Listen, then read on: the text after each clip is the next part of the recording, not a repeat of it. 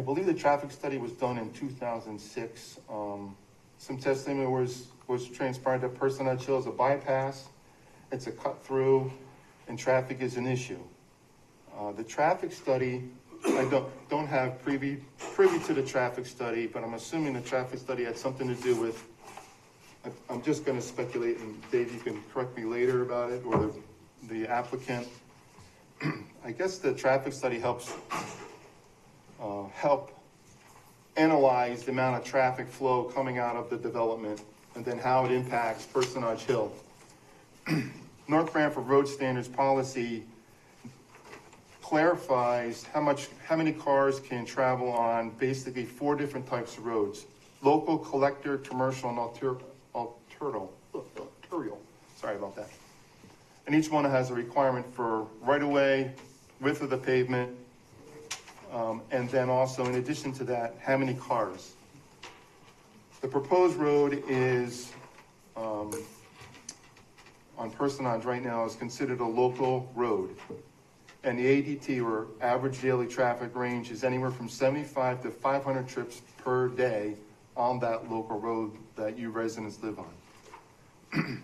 The collector road, which I believe is Personage itself, has ADT range of 5,000 to 3,000 trips per day, according to the North Branford Road Standard policy, which then dictates the size of the road.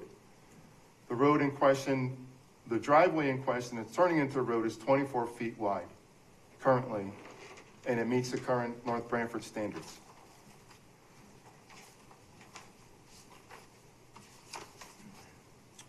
The next item I have that was discussed was consideration for sidewalk trees. Lighting was another issue. I'm assuming that the applicant has addressed some of those issues, and we'll discuss it after I conclude. I got one other item, which is a clarification from the Fire Commission statement from last meeting, which he did clarify for us, which he says that the visit and preliminary review was conducted by the fire chief and acting fire chief for the purpose to help determine water supply needed in this area for fire suppression requirements. There will be a requirement 10,000 gallon holding tank for water that must be in place and operational when 50% of the project is completed. The water storage unit is a concrete cistern style, similar to the one installed at Bridgewater Estates and Farmington Drive in Northford. I guess that clarifies that statement, so that takes one off of my list. So next, I'd like to have the applicant have the opportunity to address some of the concerns that we discussed last meeting, and maybe you'll hit on some of my bullets.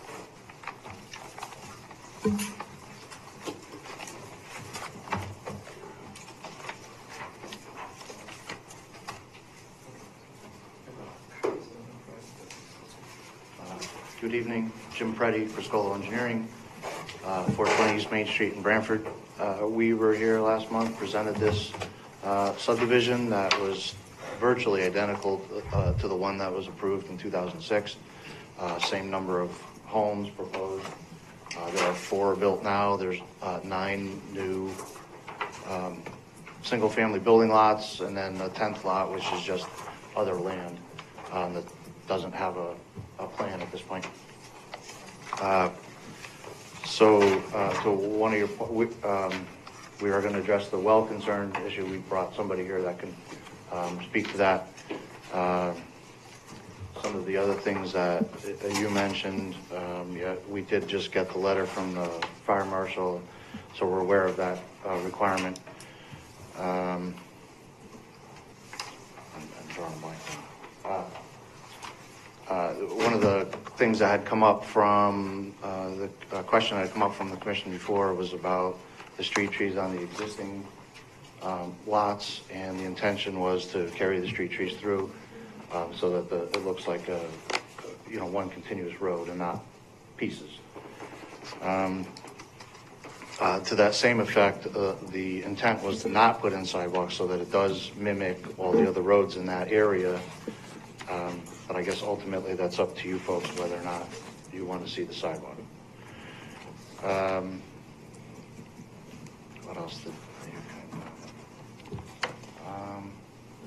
traffic study that was done in 2006 for the identical, basically the identical subdivision, same number of lots, so that this development wouldn't affect traffic on the road, that the effects on the traffic on the road were from background traffic and geometric problems at either end of the road that would really be the town's issue to deal with. And I don't think since 2006 anything's happened with that.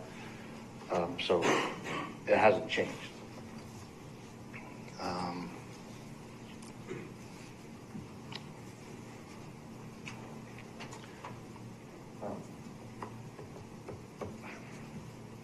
Right. Could you just pass the wells? Can you just go down your list real quick?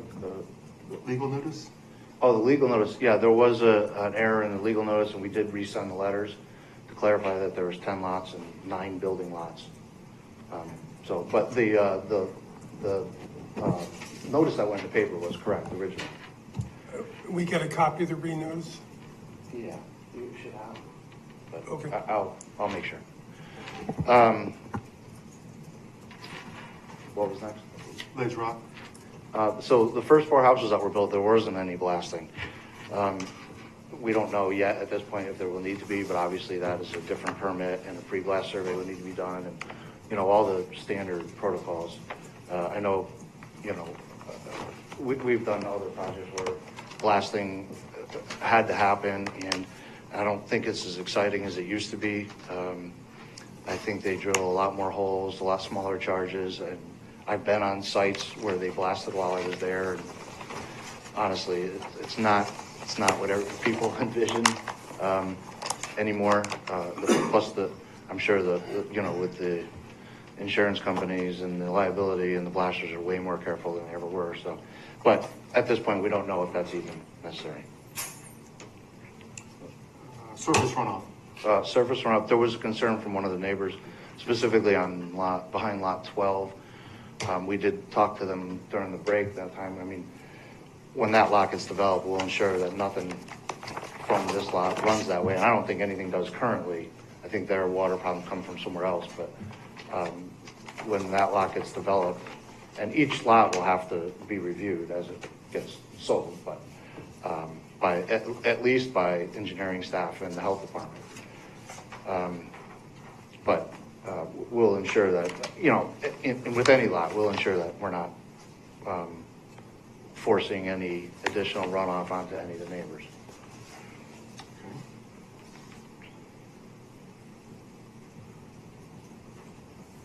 The last one, you already addressed the traffic study, sidewalk trees, town road. Yeah. Was the last one. Yeah, and again, just to remind everybody that when the first 4 lots were developed, that's really just a common driveway that's there now. But when the previous town engineer was here, he had us build that first part, in discussions with the developer, build that first part as if it was a town road, knowing that eventually it would get extended and we wouldn't have to tear it up, disturb the people that are already living there, and we could just extend it, in the future, which is now. Back to the well concerns, we have Peter Shea here, who's a hydrogeologist, or I'll let him explain his credentials, but he could speak to the well issue. Thanks, Chief. Evening. For the record, I'm Peter Shea with SLR International Corporation. I'm a licensed environmental professional with the state of Connecticut and have about 20 plus years dealing with subdivisions, development, parcels, but also with doing permitting with the Connecticut Department of Public Health for community systems across the state, diversion permits with the DEP for irrigation withdrawals, other types of hydrologic impact assessments, on top of doing several of these water impact assessments for smaller subdivisions and other developments across the state. It's general practice kind of in hydrogeology to have these come up just because private wells there's still, I think, believe 30% of water in the state of Connecticut is developed as private water supplies. So there's still a significant number across, and developments as they occur find open parcels that are around wells. The report that's been submitted is a hydrogeologic impact assessment that we built upon from the previous approval. There was one in 2006 done by a separate consultant, I don't want to get his name wrong. Hydrodynamics, something. As part of that application, he did a series of the same types of assessment that which we do. It's kind of like a water balance analysis in which you take how much recharge to that surface is allowable, what the infiltration rate is, compared to a typical withdrawal rate for a private well. In this case, we're looking at a total of 13 new wells in the development, 4 of which are already existing and which actually provide some better data for us because we have well completion reports that are a little more accurate. Based on those well completion reports for them, we had higher yields than what you would see around the state itself in general. You have yields ranging from about 6 gallons a minute all the way up to 10 gallons a minute just for those 4 wells. Speaking somewhat to the blasting portion of that, based on the completion reports, the overburden in that area, at least for the 4 wells, was about 30 feet deep. So I don't know if that helps bring some light to that situation. I was going to walk through kind of the report itself, if you want to follow along or whatever. But so in the beginning, the first step of it all is to take a look at well completion reports that are in the vicinity. These are available through either the health department or consumer protection. You basically go in there and try to find from 1970 to current how many are available. So I built upon from 2006, found pretty much the same ones that are there, added the 4 built homes from the recent area. So the average depth for, I believe it was about 15 houses.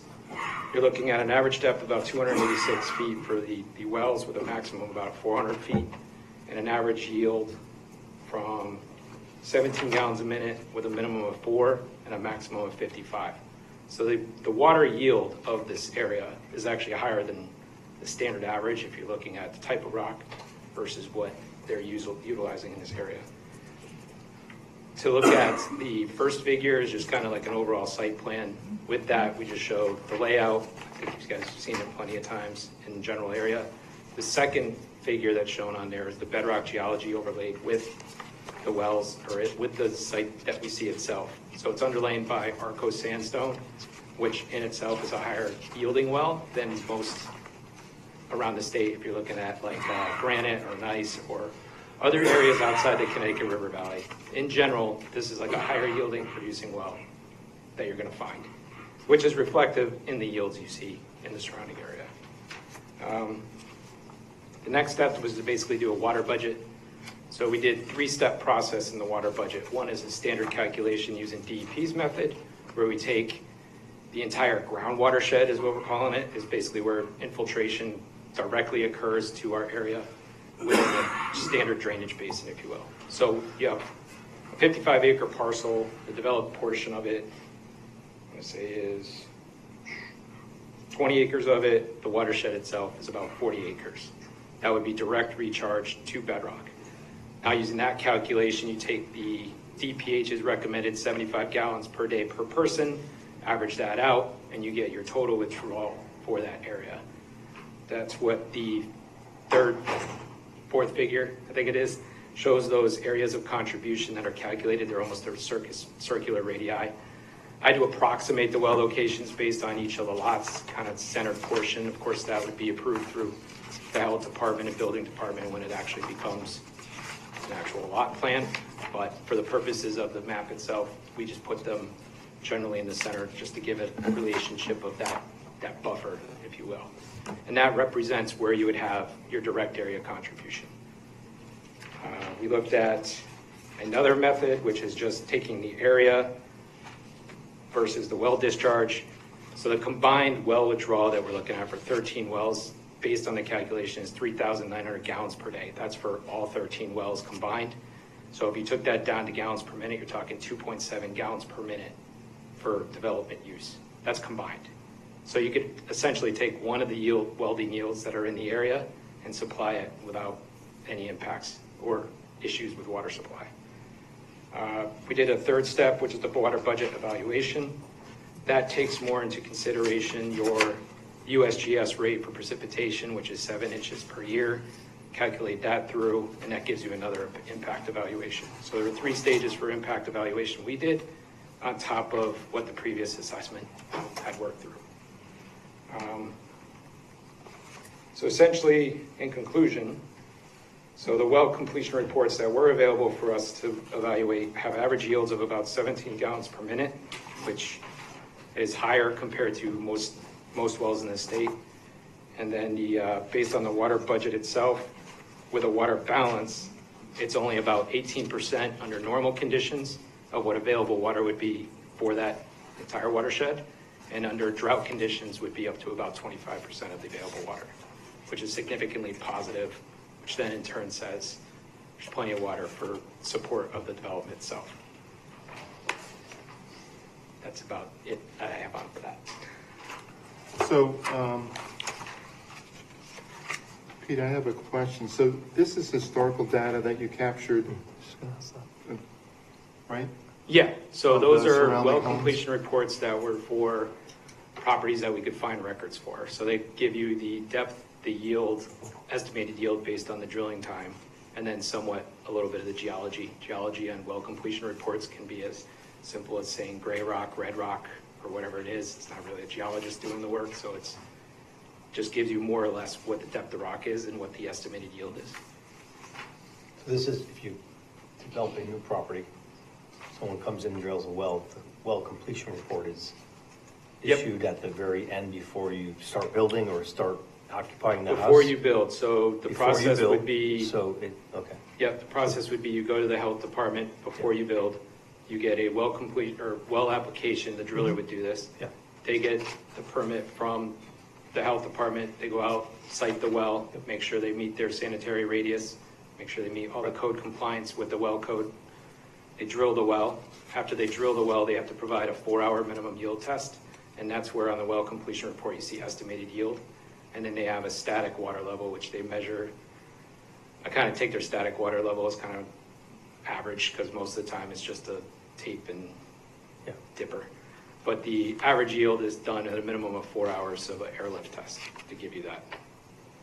Then when they look at it, they also go, that step, they get the permit from the town, it goes to the building department. Building department will then sign off that they can continue on with development. If they don't meet the DPH's yield and available storage, these are generally for wells that are less than a gallon a minute. They have to provide enough storage within that water column. But in this case, in this area, that's not happening. Got it. Thank you. Is that the static water level you're referring to? Is that the amount of water that's in the well itself? Static water level is, so that would be the depth down to the water. So usually it's like 60 feet, which I have in that table is what they write on the well completion report. And then you have the depth of bottom. So for every foot of water inside a 6-inch casing, you're talking 1.5 gallons of storage. So when you deal with wells that are less than 5 gallons a minute, you have to worry about available yield for a typical house. So they have to have enough storage if the water is not yielding enough to give enough for domestic supply. This just provides you like at 60 feet, the wells are only down 270, 300 feet on average, but they're yielding 8 gallons a minute to 6 gallons a minute on the lower end, which means the storage isn't even an issue for them. You could pump that for domestic use pretty much all day.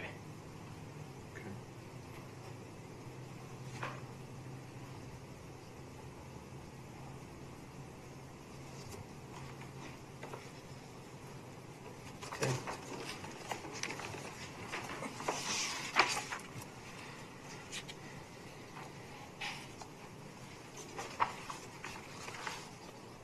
So if the yield gallons per minute was based on the report at whatever point in time the well was drilled, Correct. more or less, right? Yep. They don't do another, for domestic use, they'll place the pump. Driller usually just picks where the pump's going based on how many feet it needs to be to the house for their amount of pressure for the tank.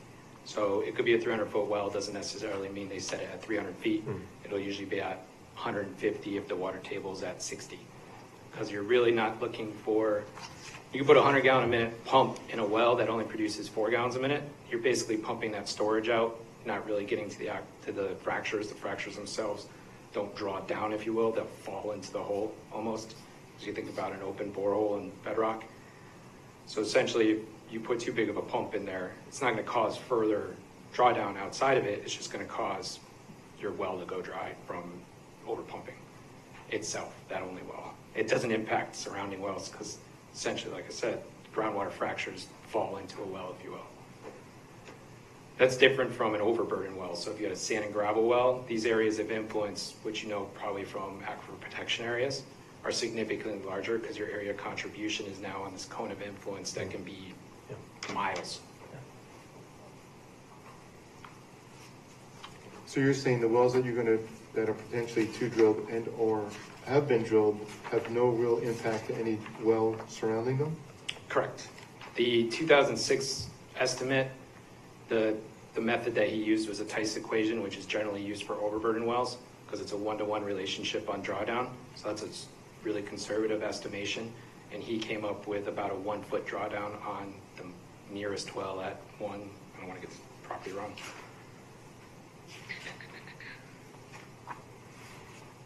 On 117, the property there, he estimated a 1.7-foot drawdown, and that drawdown was off of storage capacity. I think it was 256 feet of water available, and a yield of 7.96 on the estimated yield for that property. So he concluded that there would be no impacts from availability of water, even under a 1-foot drawdown from the property. Under my assessment, we used a method that's more associated with bedrock wells, in which the area of contribution is much smaller. That was number 117? Yep. Yeah, and I included the 2006 assessment that's part of the previous application as an attachment for your review as well. Right. He's got a static water level of 150 feet of water as well. And I think his total depth was 3 1/4. Yeah, at 8 gallons a minute. So even then, your drawdown, your standard use for an average homeowner is 75 gallons per day. Even if you had 4 people in it, it's 300 gallons per day. You drop it down, you're less than 1 gallon a minute total. So if you have 8 gallons a minute pumping to your storage, your standard pressure tank, you won't even see the storage be used up in that scenario.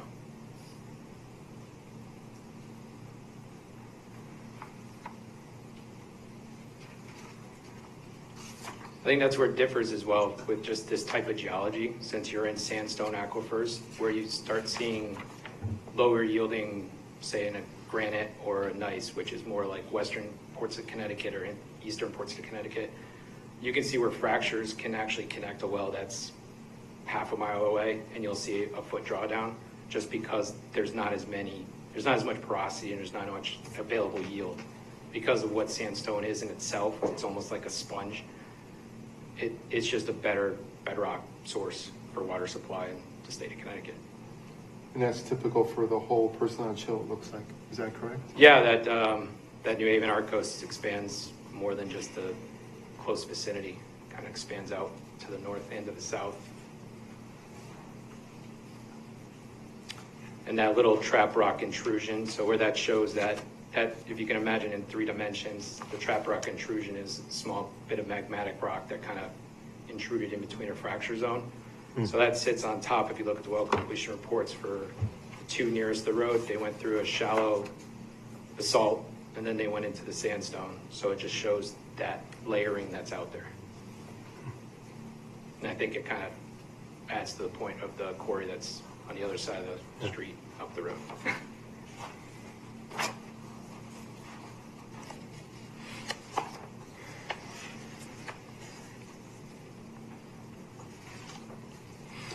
Could any of the construction that occurred in the 4 buildings in future affect any of the wells that are currently existing on Person on Chill? The construction itself? Construction Just itself. for shallow? No, generally because your casing is intercontinent rock at least 15 feet by code.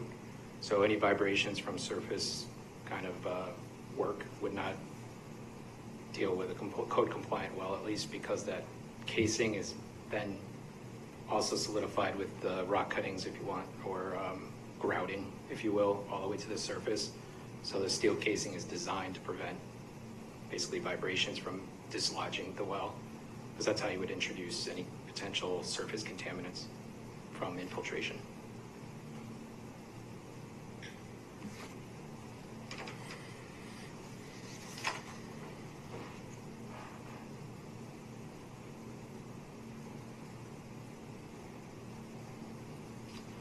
So Pete, you looked at High Point Road, Personage Hill, looks like 50 different places, basically. Yeah, and the well, or the figure, I want to say it's 3. Figure 3 shows the locations. It's kind of hard to see, I'm sorry. It's in outside the property itself, they're labeled and they're in green, which I'm not sure why my guy picked green, but that's where they show them. So what's labeled there is the actual depth of the well and then the estimated yield. And you can see it in proximity to where the proposed development would be. On that same figure, just to point to that purple outline is that contributing ground watershed, if you will. That's where the precipitation will actually land, infiltrate into the ground, and work its way into the wells. Another portion of the calculation that I didn't account for, because we usually do it for the conservative side, we want worst case scenario, is because these are on septic, there's about 25% of the water that would be used would enter up back into the system, but we didn't actually calculate that into ours, because we like taking it more on the conservative side for estimation. So Pete, what about outside the purple line that you have? That's a different watershed outside that? Yeah, so the watershed itself on the east side of the road would actually drain to the east. Anything to the north of that purple line drains to the north. Anything to the south of that line drains to the south. And then outside, we limited the western side to basically the midpoint of the property, because we figured it wouldn't be fair to account for property that's ended up flowing towards 8 Mile. So this is a more conservative approach to just taking what precipitation there is and applying it directly to the recharge of that bedrock within the boundaries of the development. Okay.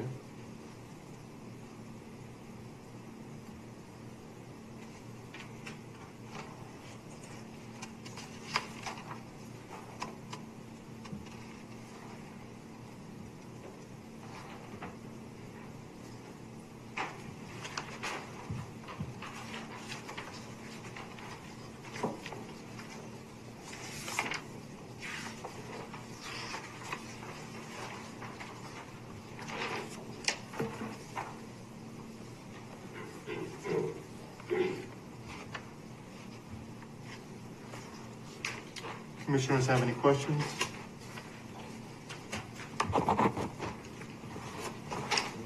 Yeah, just a quick one. In layman's terms, the different types of wells, will they, excuse me, affect the yield? The different types of like wells? a gravel pack well? Oh, these will all be open bore drilled bedrock wells. So these will all be the standard. I guess what I'm asking is, we have statistics here. Are we talking apples to apples? Yeah, they're all apples to apples. These will all be well drilled. None of these will be gravel wells, as the surficial geology there is till. So glacial till is not highly yielding water supply. So everything that's going to be out there will be a bedrock well, similar construction by the well code, which is standard. So it'll be a steel casing 6 inches down into 15 feet competent rock wherever they find that. And then it'll be an open 6-inch hole. Actually, it's about 4 1/4 hole into rock until they get available yield enough to produce for a house under the public health code. So the depths are the only thing that could range. So you could end up drilling down, I think on average here it's 300 feet, if you will. That's generally where everything is. So they'll get down to where they end up having at least 4 gallons a minute is usually what drillers will aim for. Once they hit that 4 gallons a minute, you stop drilling because you're paying per foot. And then they'll let that go for 4 hours.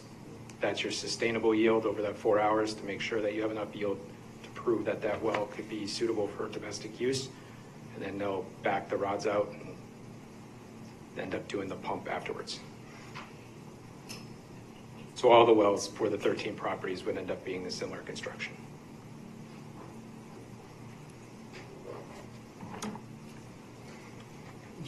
Pete, has the type of drilling evolved since 1974, I think was was the first one you found, 74 through 2023 or whatever? Yeah, original drilling, it kind of currently, that's before I was around, but currently they're air compression rotary. So basically it's a diamond head hammer that basically rotates with air pressure pushing down on it while it's sitting on the rock. So it almost causes repetitive motion and spins. Previously, they used to be more of a slide hammer. It was like a tricone bit, solid stem, and they would just repeatedly hammer and then blow it out with water. It was a longer process. We drill about 100 feet a day without any problems now. Back then, I think it would take about a week to put a 500-foot well in. So just the efficiency, I would say, of the technology, but there's no added, it's not like hydrofracking. They're not adding any pressure to the downhole. It's just air and the rotor bit.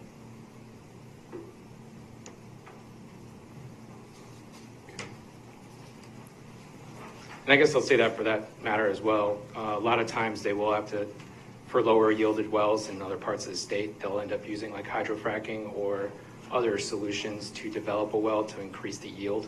In this case for sandstone, I don't see that as being a possibility, or at least a need, just based on the average yields that are available out here. Yeah.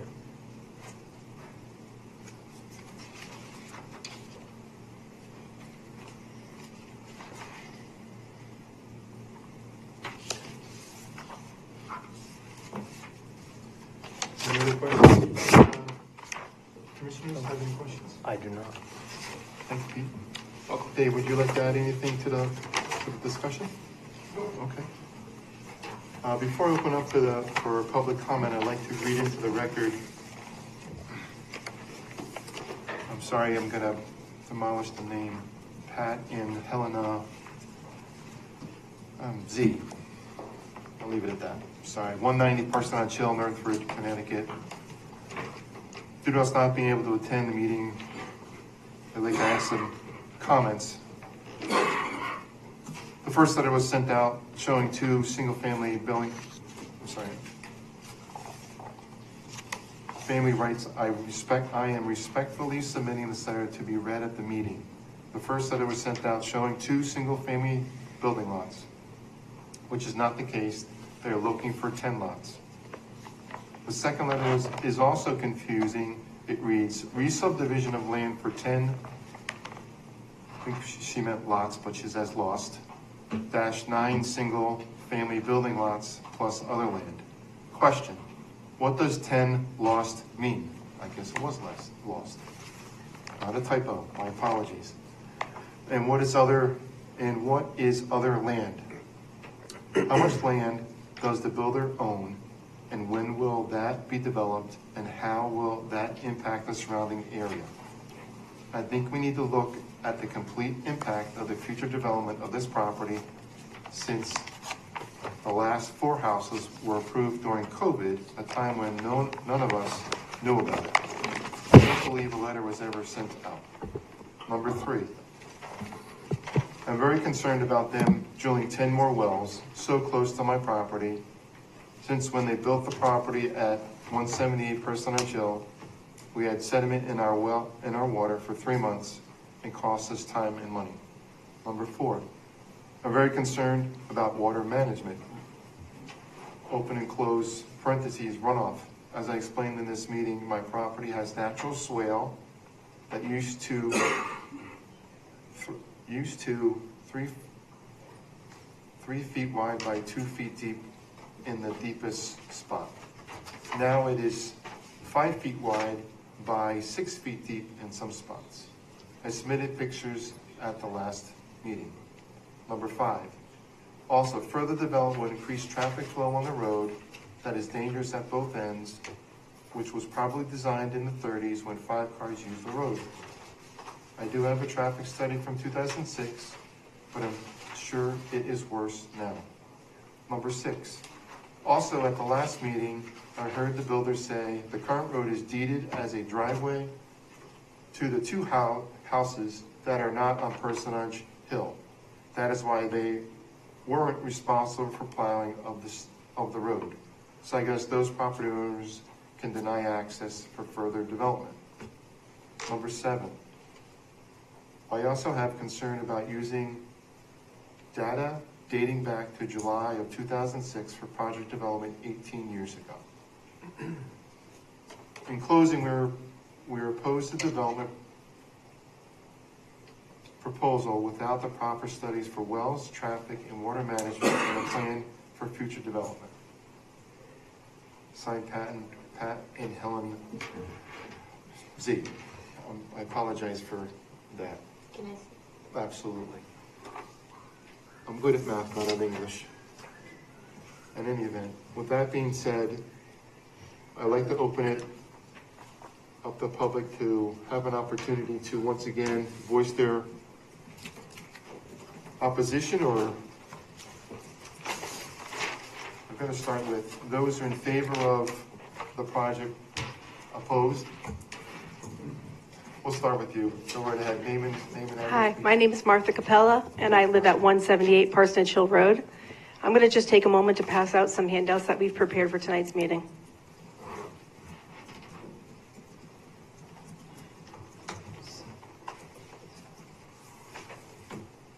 Thanks, Martha. Thank you.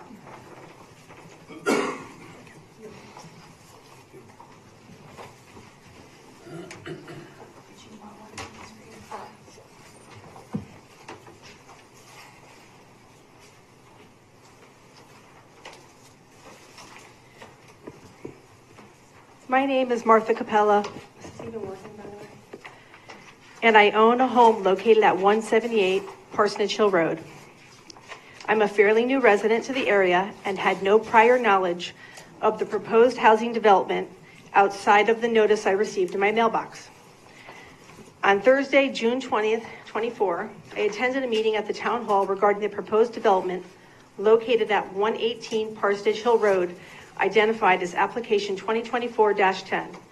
Prior to attending that meeting, I had no historical knowledge of the 2006 application that had been previously submitted under the name of Peach Orchard Estates. I have since familiarized myself with facts surrounding that proposed development and have spoken to some of the neighbors who further shared the history as well.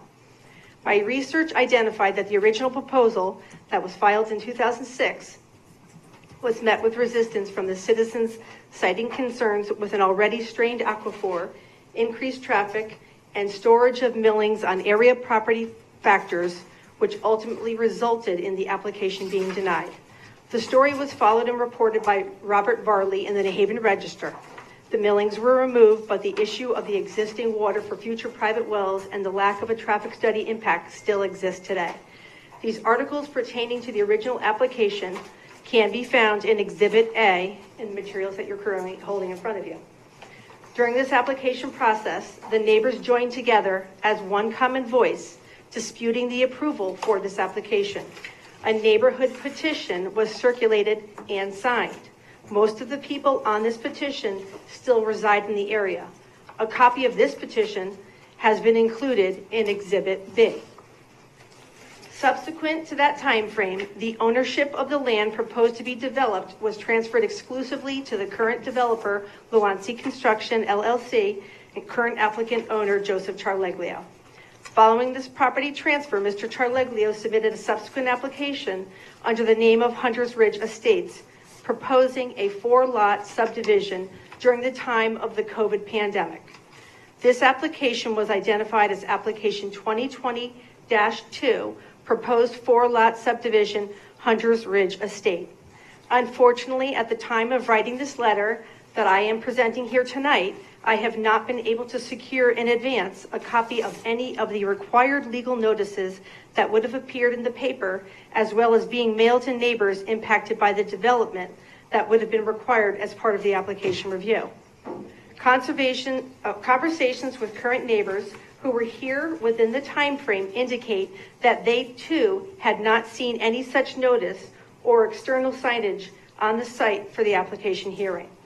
I have enclosed as Exhibit C copies of the legal notices pertaining to the current application being reviewed tonight as a demonstration of what should have been able to be produced for 2020.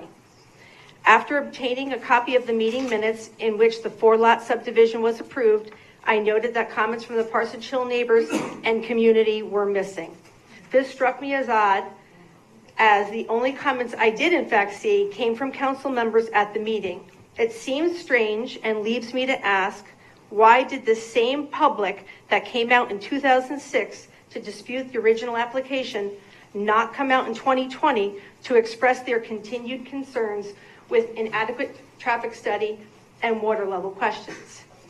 Seeing as those community came out to express their concerns in 2006, so much so that a petition was generated and there was no addressing of their concerns that this essentially exists today, why would they go silent and just accept a development that clearly they had issues with? Present day concerns. As a resident of this community and someone who will definitely be impacted by this development, I would like to present concerns in addition to what I previously expressed in the last meeting. I am formally requesting that all concerns outlined by me tonight be entered into the record as I'm not in favor of. Adequate water supply. And I apologize because Pete started to address some of this, but I'm still going to read what I prepared. So, the night of the meeting in June, when a continuance was granted, I got up and expressed my concerns with the impact of water levels as a result of the proposed homes and a shared use of the aquifer. I was not the only person expressing this concern that night, as already indicated. It was a 2006 concern as well. The issue is an ongoing one that was never addressed with the 2020 approval, but needs to be addressed in the present with the more extensive development. After suggesting a water report, I was given an explanation on wells and the digging requirements. However, I feel the point I was trying to make was not as concise as it needed to be, and therefore the explanation that was provided was of no assistance in resolving the water level concern. I have made several phone calls over the past week to various regulatory agencies and have learned that the concern of adequate water can most definitely be addressed by engaging the services of either a hydrologist or a geohydrologist. This individual can perform a study and generate a formal report that should determine the impact to the regional groundwater table from the increased water withdrawal from the houses. Questions that should have been addressed in the prior approval process still need to be taken into consideration. These include, but are not limited to, things like what is the existing water table elevation and how will that be impacted by the additional pumping? If you don't mind, I can just grab my water. Sorry.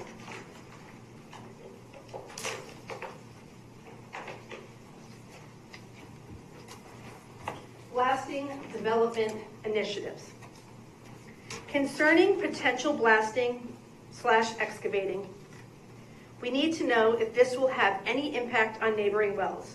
What are the proposed depths of the wells in the division? Are they all going to be the same? Will there be blasting on site? If yes, any blasting should have pre-blasting survey pictures of home foundations to document existing conditions.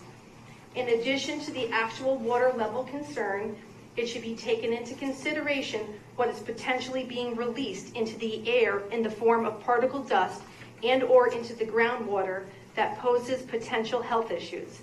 These questions and concerns existed in 2006, 2020, and continue to exist today. These concepts are not new and are certainly not foreign to these types of developments and projects. A member of the committee asked how one could get such answers that night, and after having confirmed for the committee who can provide them in the form of a report based on a site-specific study, I have taken the liberty to provide the names of 2 engineering firms that have provided said reports to applicable regulatory agencies as part of past application reviews and approvals. Exhibit D. While I am mentioning only 2 firms in my attachment, I am sure that Mr. Preddy, who by the way has just brought someone in, of Criscola Engineering, is aware of more engineers in the specific field who can also extrapolate this data. This review needed to be done in a proactive basis in 2020 prior to approval, as opposed to now in a reactive basis in 2024 for this phase 2 of this development. Issues and bedrock. Another major concern for the proposed development is the location and composition of the bedrock on which it will be built.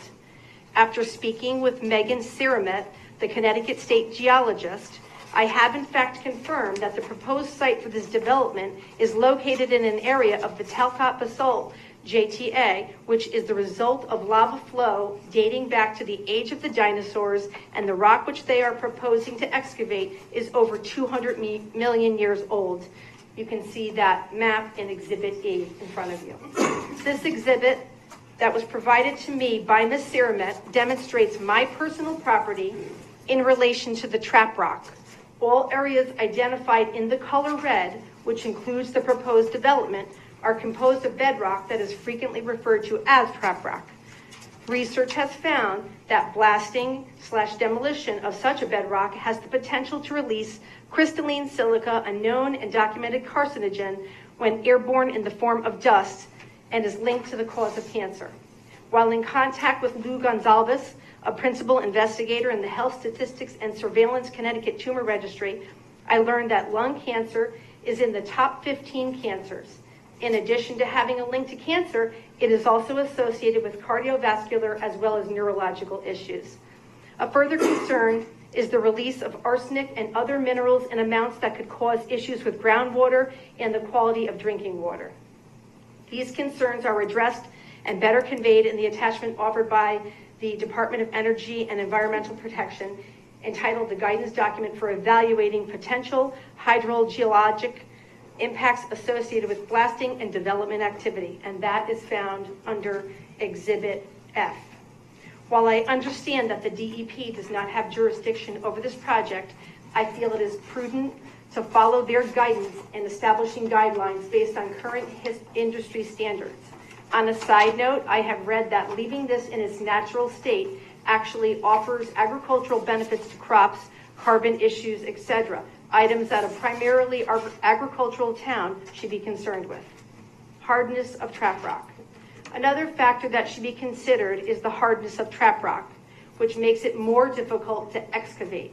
The consistency of this rock begs the question of what blasting will need to be done in preparation for building these homes, and what will that do to the surrounding homes' foundations, the conditions of their existing wells, and the noise and air quality pollution and potential carcinogens that will be introduced and left to free float and settle in dust on crops, etc.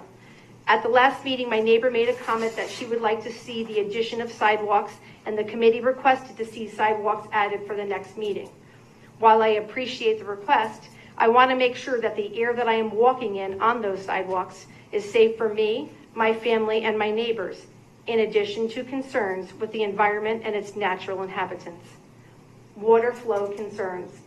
During the last meeting, some of the neighbors raised concerns with water flow issues on their properties and how those have gotten worse over time. The concern of pollutants resulting from the construction site is something that needs to be looked at.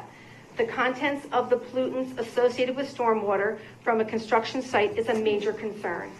Pictures of a swale that runs through the neighbor's yard, bringing with it a water flow that I understand has reached as high as 4 feet, have been included in the materials being presented tonight. You'll see those pictures in there. I have a video of that swale that I'm more than happy to share, and I have some colored pictures as well that demonstrate it a little bit better than what you have in your folders there in front of you. Okay. This committee, in the interest of the citizens, needs to reflect on what pollutants will be found in that water that will no doubt pose health concerns. In discussing this concern with one of my neighbors, they shared their current personal health issue, which includes recently testing positive for an elevated level of arsenic in their body as well as in their private well. Testing of the water in the abutting properties' wells, as outlined in the DEP document noted before as Exhibit F, should be imposed. Best practices. During this application review process, I would like to know who is going to give the neighbors of Parsonage Hill Road assurances that our health will be protected. When the 2020 approval for the 4-lot development was granted, did the committee provide in writing to the community in layman's terms, as opposed to references to state, federal, or local statutes and regulations, the best practices that would apply? Will developers like Luancy Construction and their affiliates be required to adhere to said standards and provide proof of it?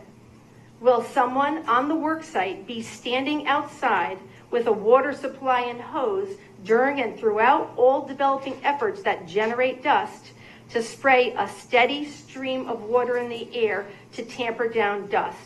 Who will make sure that fugitive particles are maintained in the manner that best protects the interests of the citizens and the inhabitants of our environment? In addition, what is the proposed length of time that such a development would take? What are the hours of operation? Will trucks and construction equipment traveling down the road be required to cover and encapsulate potentially hazardous materials while removing it from the site? Will public notification be given for blasting efforts so that people can take precaution on those days? Traffic study. Outside of the water and environmental concerns are the traffic issues. A 2006 outdated report is hardly an acceptable basis to make a ruling or vote on.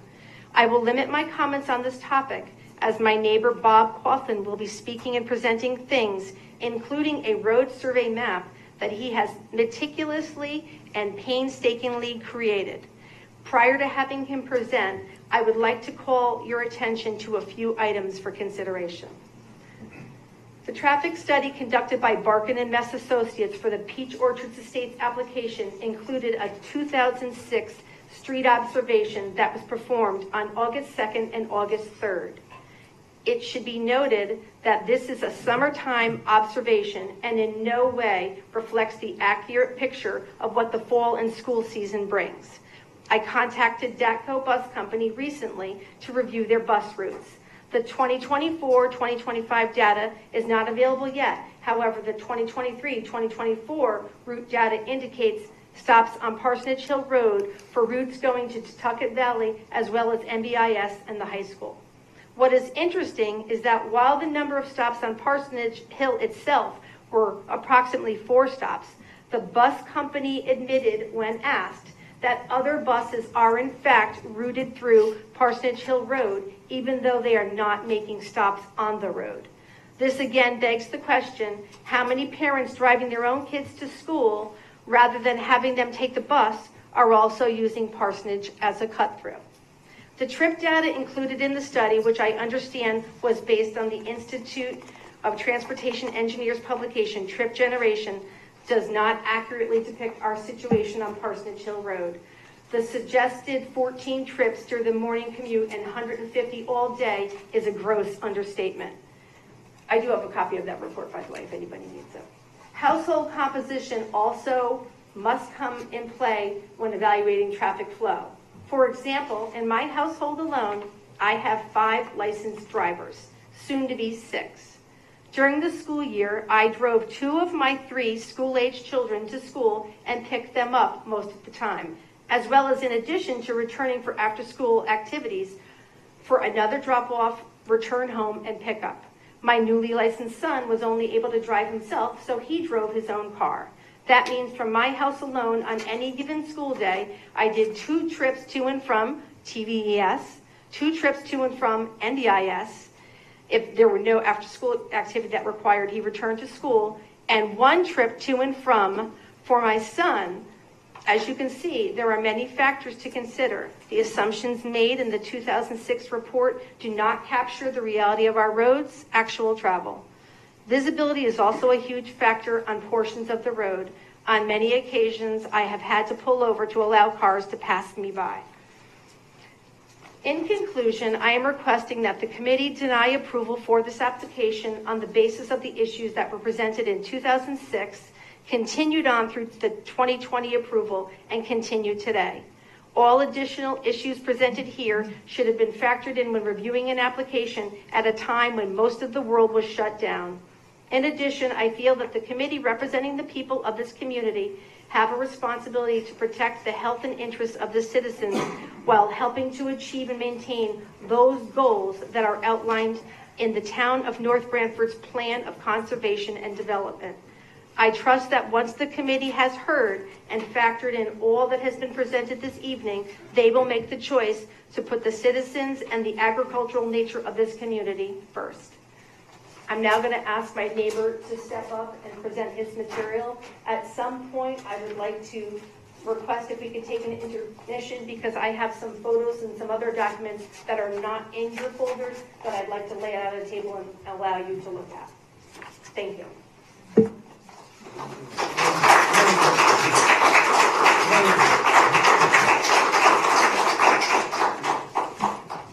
Good evening. My name is Bob Kaufman. I live at 196 Parsonage Hill Road. My wife and I have lived on Parsonage Hill Road for over 40 years. We love living in Northford and especially on Parsonage Hill.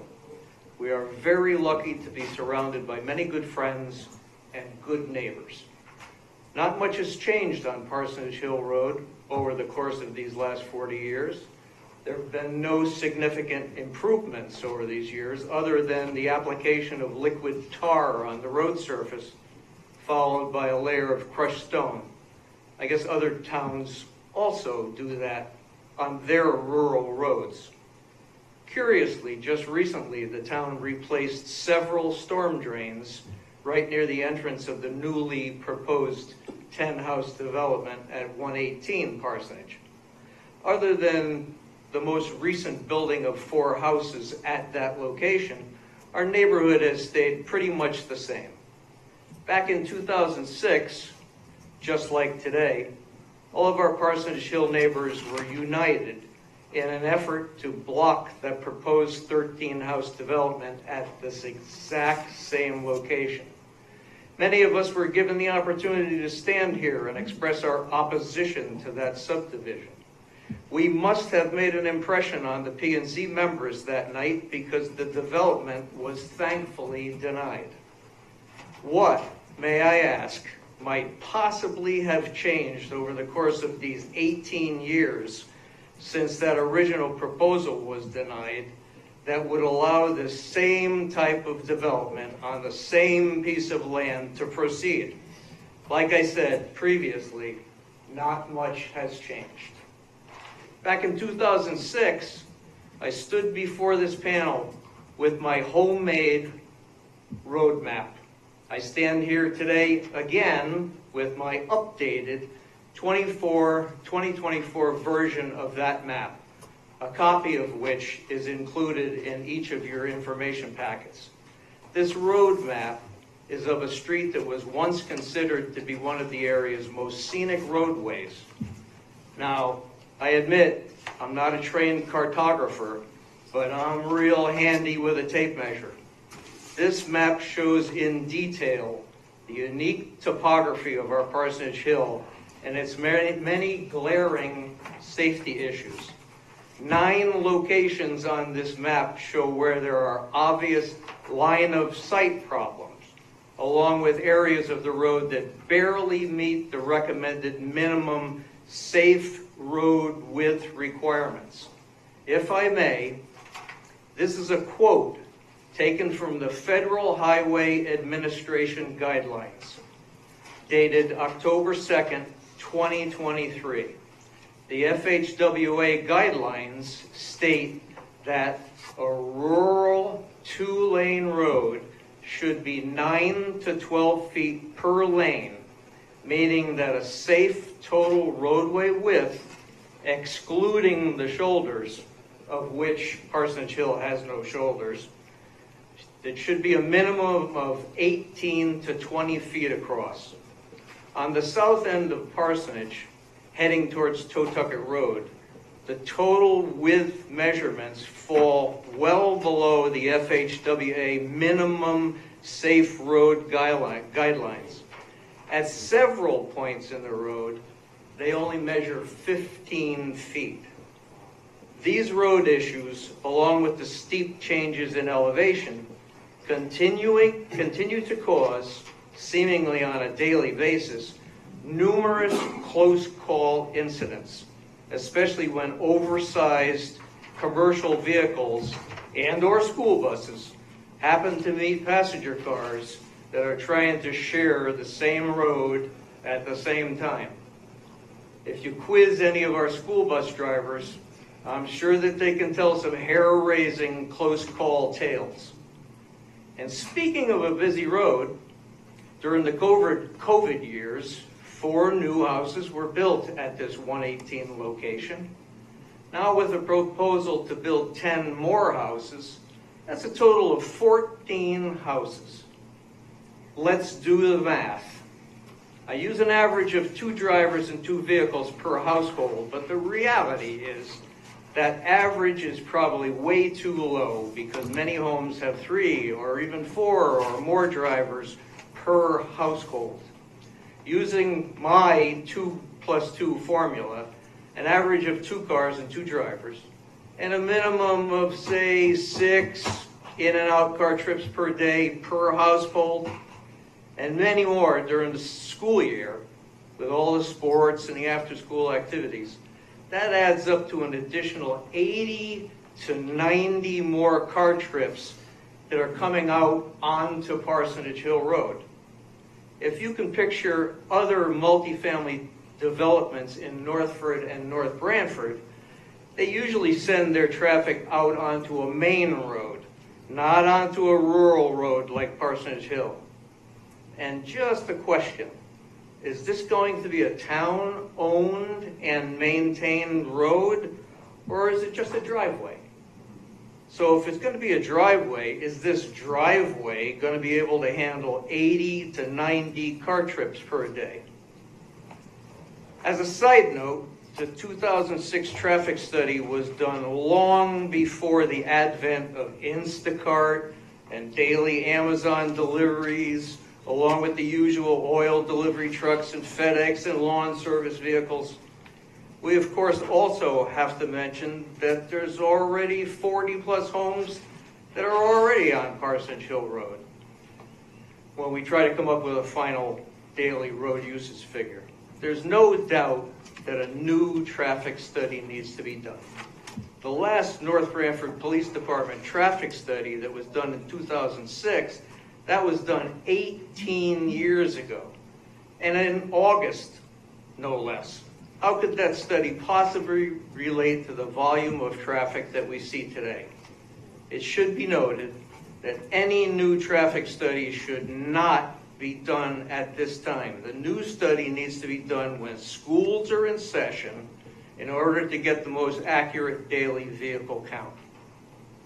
I mentioned at the beginning of my presentation that not much has changed in our neighborhood. What has changed in that 18 years since 2006, the roadway is 18 years older, as are our house foundations, our well casings, and most importantly, our underground aquifer. We all know the story about the topsoil being scraped off the hill and sold back in the 1960s. But now, in 2024, it's shocking to think that because the former landowner sold off all of the topsoil, that now the new builder is going to have to blast or hammer through the hard basalt ledge just to put in a foundation. That scares the heck out of us.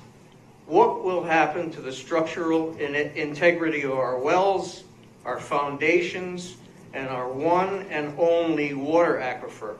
Will we have to spend thousands of dollars to drill ever deeper wells just to keep our drinking water flowing? We hope not. What effect will 10 more houses and the additional draw from 10 more wells have on that underground aquifer? And that means 10 more lawns with the accompanying lawn fertilizers and pesticides and weed killers all slowly percolating their way down into the aquifer. We'll surely have to increase how often we have our wells tested. This builder hopes to make a nice profit by building on this land, and then he'll leave it to us to deal with the lasting after effects. Given all the information that has been provided to the commission tonight, I am absolutely certain that if this 10-house development was proposed to be built on a similar street where one of the members of the commission were living, that person would be standing here, right here, doing the same exact thing that we're doing, trying to protect their future and the future of their neighbors and their neighborhood. In 2006, the P&Z members recognized the importance of protecting the unique qualities of Parsonage Hill and its residents by denying the original application. We believe that that uniqueness is still an invaluable resource for us, the taxpayers, and for all of Northford and North Branford. The P&Z did the right thing back in 2006, and we hope that you will also do the right thing now. We ask you to please use all of this information wisely, and please do not allow this construction to proceed. Thank you. What was your name?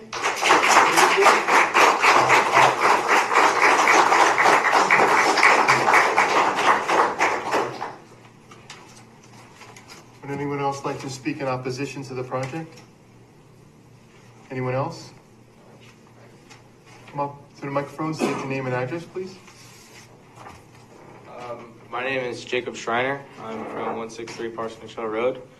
I know that the Capellas and Bob and Aline did a great job. And I just wanted to say, so I play in the street. I'm a neighborhood kid. And I just wanted to ask a couple questions. So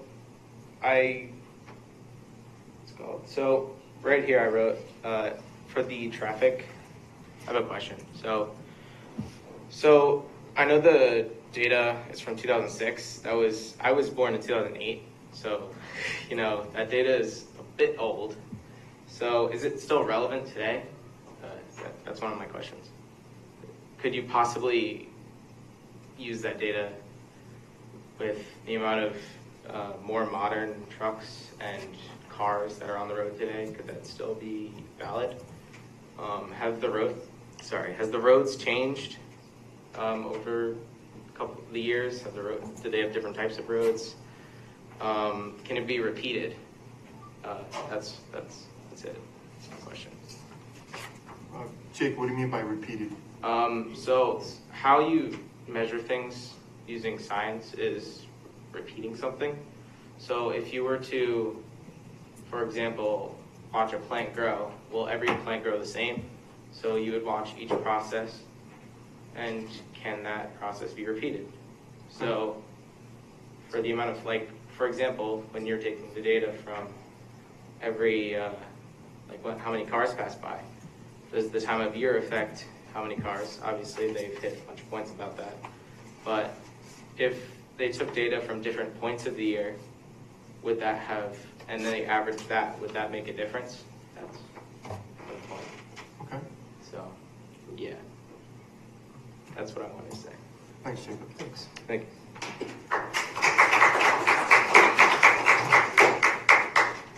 Would anyone else like to oppose? Hello, Charles Rabano. I live at 703 Forest Road in Northford.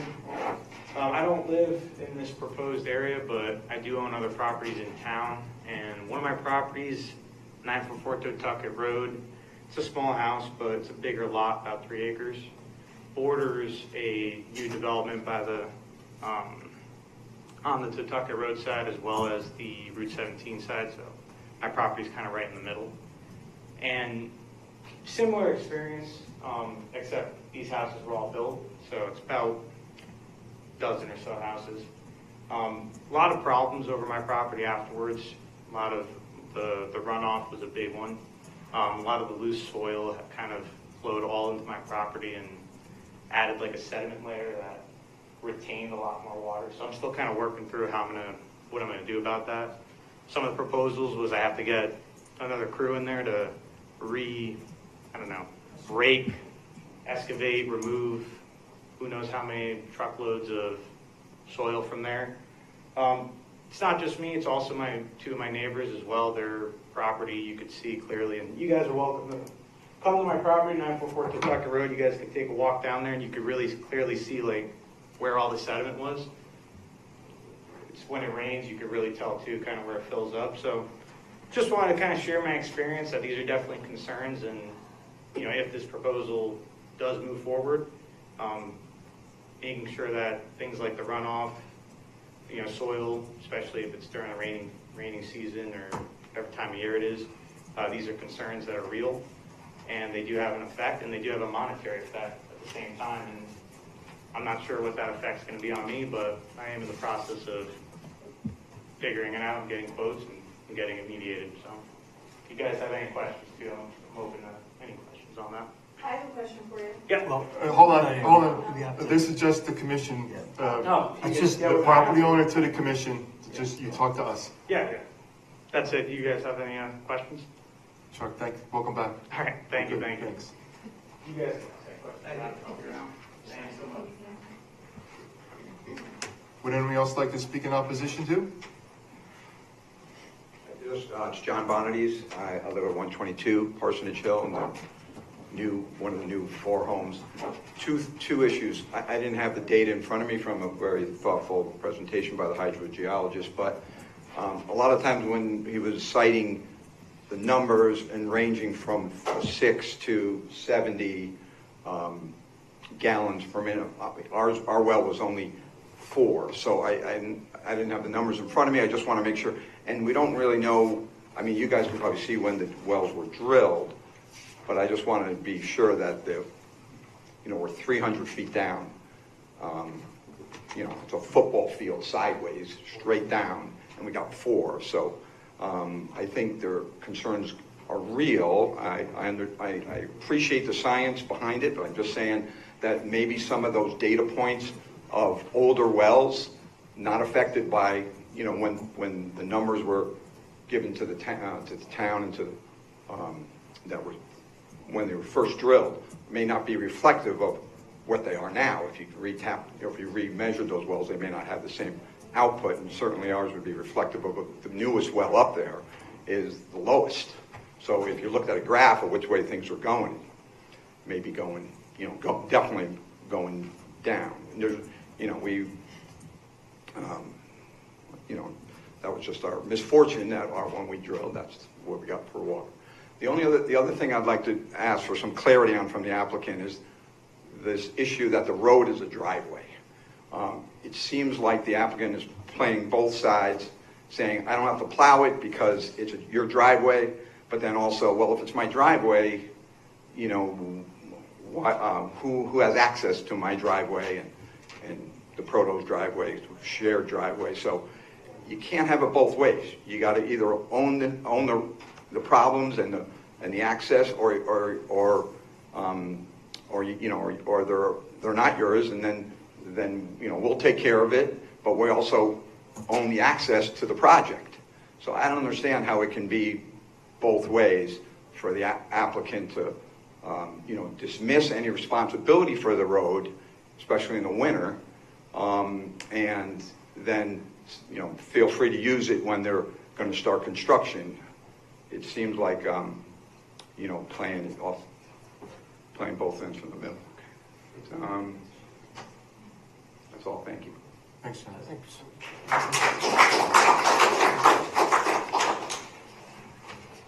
Before anyone else speaks. Martha? Martha, 178 Parsonage Hill Road. I'd like to share with you pictures that I actually took a leisurely walk today of that new development in the street and what it currently looks like.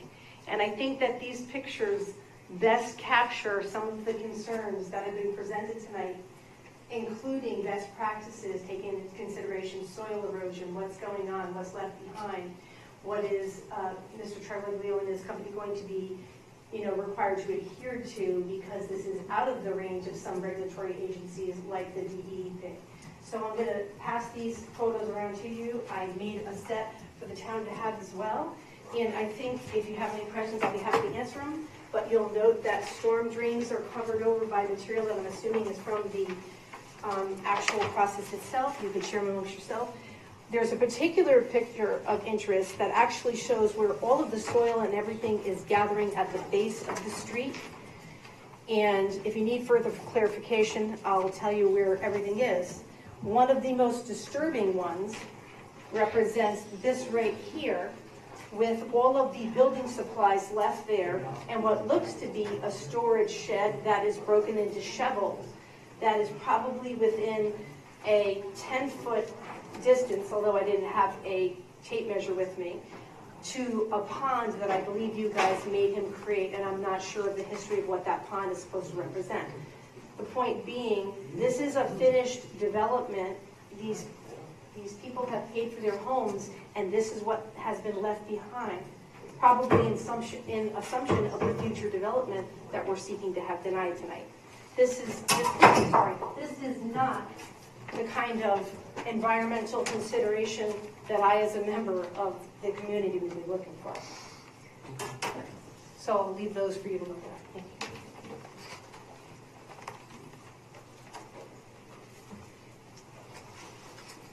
Would anyone else like to speak against the project? My name is Luke. I'm at 172 Parsons Hill Road. What's your last name? Sorry. Luke Izzo. Is it? Yeah. I wanted to bring up a concern that wasn't addressed here too.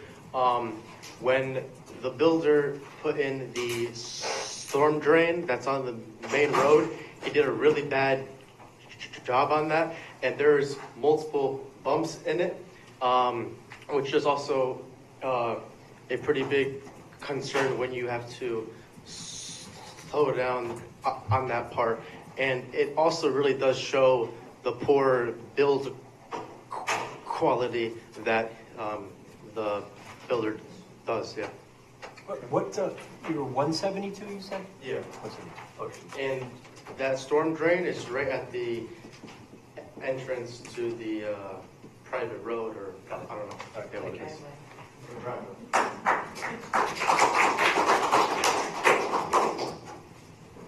Thank you, Luca. Would anyone else like to speak against the project? Hello, my name is Ryan Capella. I'm from also 178 Parsonage Hill Road. Going after what Mr. Bonadies was saying about his low well output, I think it's important for us to get more current well output data, especially considering Connecticut's drought history within the past 10 years, where we've been having extreme droughts, which is not present throughout the rest of our past 200 years in Connecticut.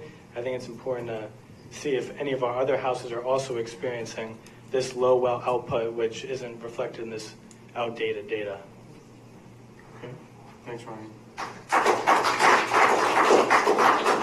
Sorry, I'm taking the show here. I have two more pictures that I wanted to pass around. This actually demonstrates the depth of the swale that's been caused. Martha, there's a limit on the number of pictures you can give us. Oh, well, this is the one that you really want to see. And I'll even share a video as well, if you'd like. I think this will be fine, but I don't think we need to see the video. Thank you, though. Appreciate it. The swale in action is an action picture.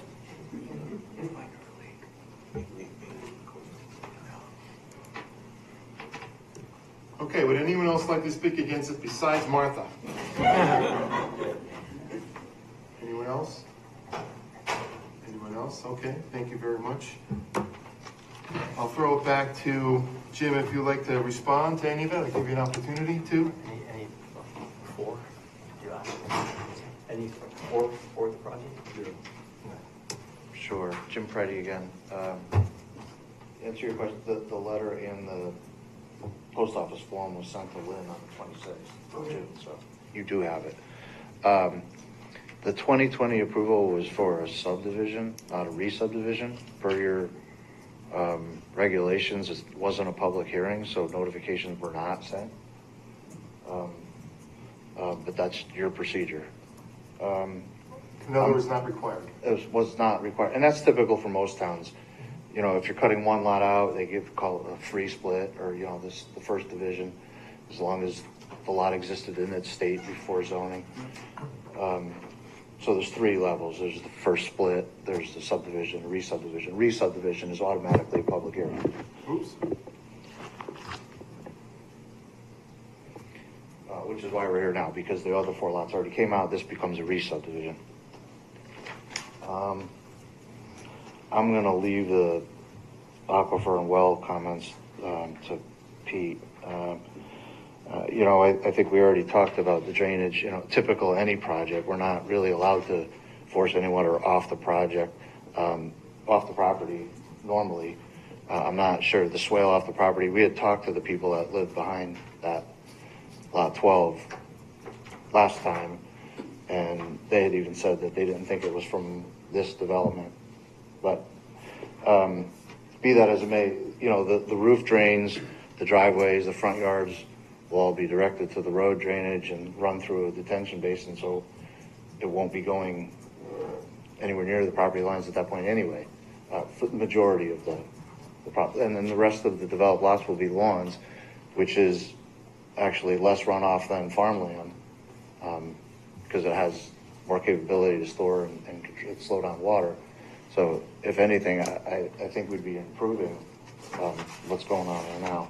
Jim, let me interrupt for a second. So the contours did not change at that swale location on your map? No, and you know, and the contours that are on the subdivision plan, these are more of a general kind of thing. Each lot will get developed separately. So, you know, this is basically showing, okay, well, this much is going to be draining toward the road kind of thing. But when the house gets built and the driveway gets built, and depending on what the amenities are and the shape of the house, the grades will change. But regardless, I mean, regardless of the project, we really can't force water off the property, you know, in any direction, really. It naturally goes to that swale right now, Jim. I don't know. Right, because the contours all go right to that location and dumps into their Right property. now, there's, on that side of the property, there's kind of a farm road that goes downhill that I think actually most of the water goes down that way now. So I don't know.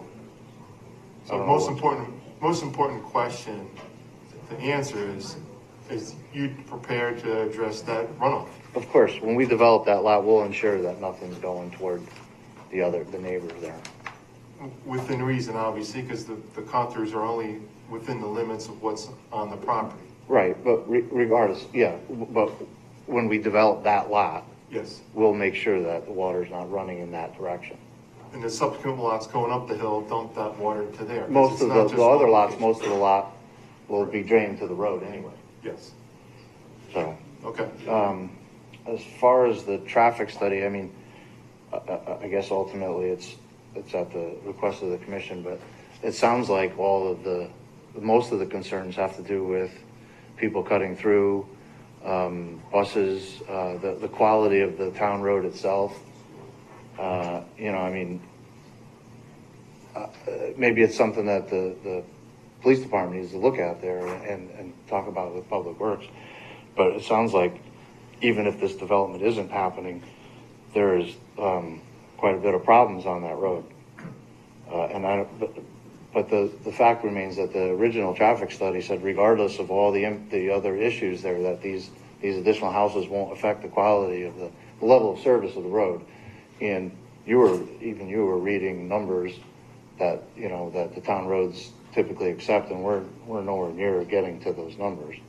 So Jim, could you clarify what the purpose of the traffic study is for the commission and the audience? Typically, a traffic study is to show that the proposed development, wherever it is, what the effect of the level of service, meaning, you know, impacts of timing on the road and stop signs and that sort of thing. It's to show the impact on the surrounding roads. And the study at the time showed that these houses won't have any impact on the level of service of there was, you know, A through F that didn't change.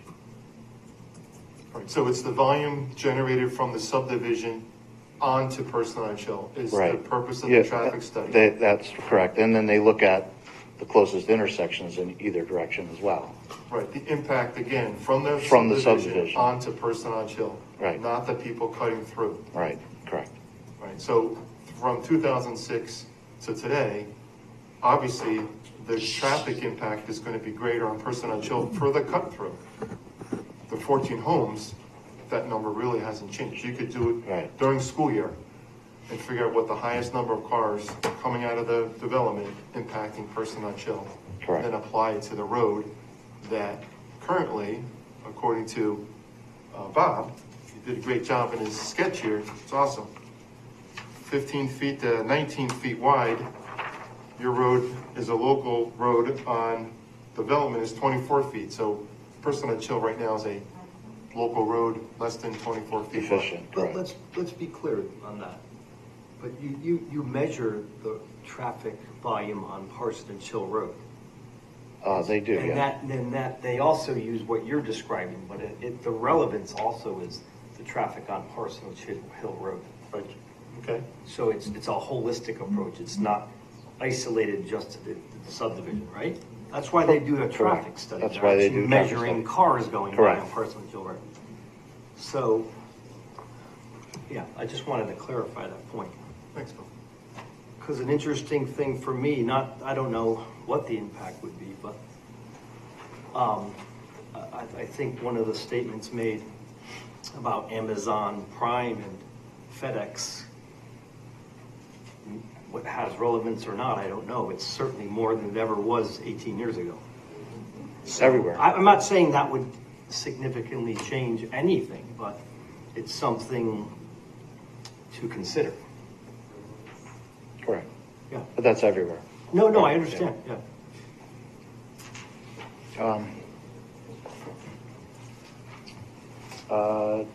So the storm drains, somebody mentioned the storm drains that the town put in out at the intersection. The storm drains were put in by Mr. Charlie Leo as part of the recommendation from the town engineer at the time. He was concerned about some bird baths and some other things happening at that point of the road. So the drainage was extended out into Parsonage Hill Road at Joe's cost. It wasn't the town that put that in. He did that. And then it keeps coming up about the town road. So that, it was always intended to be a town road. The common driveway is the temporary condition. It's, the plan had it, in 2020 has it now, that those two lots have rights to access and maintain utilities and access to those properties, and that will revert. Well, actually, would be removed once it becomes a town road, because then they'll have direct access to a town road. It was always on the plan that way. And a lot of water. Do you want to comment on any of the comments from the? Jim, before you go, I got a question for you. So, the driveway, has that been turned over to the town? No, not yet. It would, Performance no. bond, everything else been? It wouldn't be turned over to the town until the whole thing was complete. Okay. But isn't it considered a driveway right now? Yes, it's considered actually a common driveway for the two rear lots now, but they will have direct frontage once it becomes a town road. Right. So the ownership of the driveway / road is still the developer? The developer still owns the fee, but the people own the rights to access. Yeah. Right to access. Okay. Gotcha. The maintenance is the developer? Uh, Meaning if it's degrades and the asphalt, whatever. something Yeah, happens. right now, yeah, he still Yeah. owns the land. Developer. Right. I guess I have a question on the legality. Right now, the houses that are there, it's called a driveway. It's not a town road. Correct. Is that information on their deeds, that it's a driveway as opposed to a town road? And can you take it away from them? So I didn't write the deeds, I'm not an attorney, but I believe that the deeds were set up so that they have rights to access over that common driveway, even though it was built to town standards, a common driveway, they have rights to access. That will then be relinquished once it becomes officially a town road. It'll be relinquished with their permission? I think it automatically becomes relinquished once it Where's that once the written? town I do, becomes a yeah. town road. Where's that written? That would be in the deeds for those two lots. Is that a town, more of the questions for you or for this commission? This legality of turning a road over? I don't know. Yeah, I don't know either. Yeah. I don't know. I would assume that they have an access way to the easement, and whether the easement becomes a public road or it's just an easement, I think that's sort of irrelevant to the owners. They still have access to a way to get to Parsonage Hill Right. Road. The easement would, over that strip That's- of land would go that's away something once we it gotta becomes a check town into. road. And the other thing is,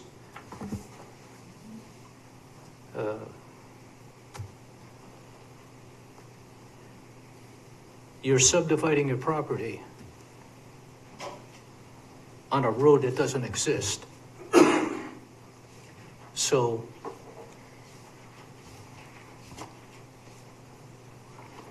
But the developer still owns that strip. And this is common, I he mean.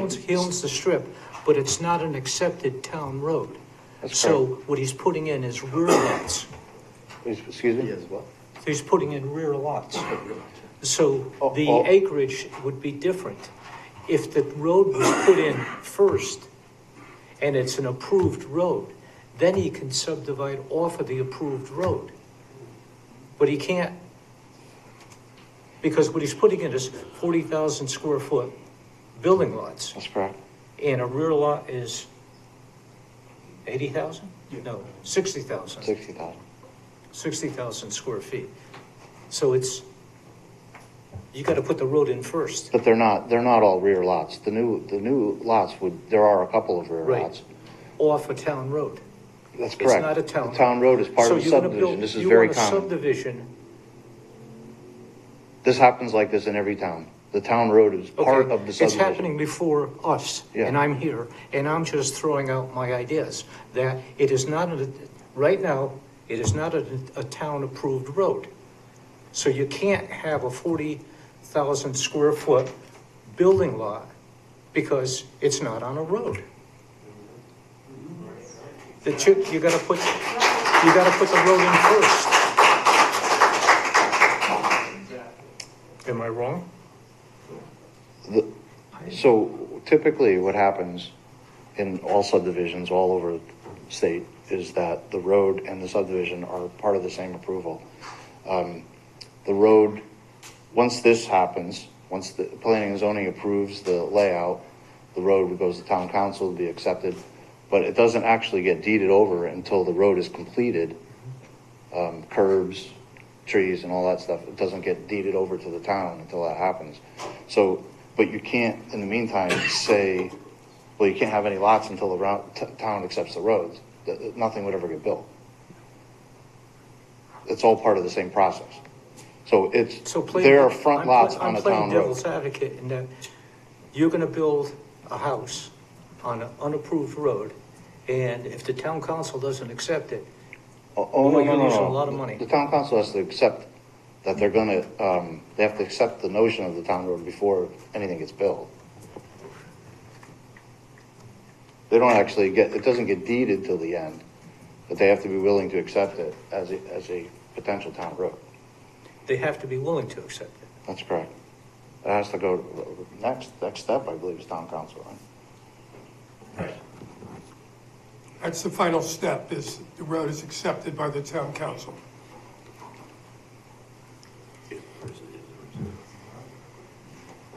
So during the process,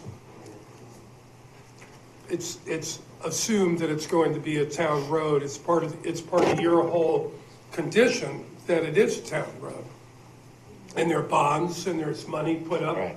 to ensure that the road will be built to the town specifications and everything else. But you can't just, you don't just build the road and then you build the houses. You sort of do it simultaneously. So it's okay to build a house, it's okay to sell a building lot. As long as there's a financial guarantee that's been put up by the developer that the road will be completed, yes. Okay. But if there's no financial guarantee, then the road has to be completed before the first house is sold, Right. right? Correct. Makes sense. So, I mean, it's a little difficult notion to understand, because there are a whole lot of different steps going through it. And it's difficult for my office and the engineer's office to make sure that we get all the right amount of money. And, you know, people who've been in this business for as long as we have seen roads that have never been completed. And it's difficult for the town to come up and actually complete it.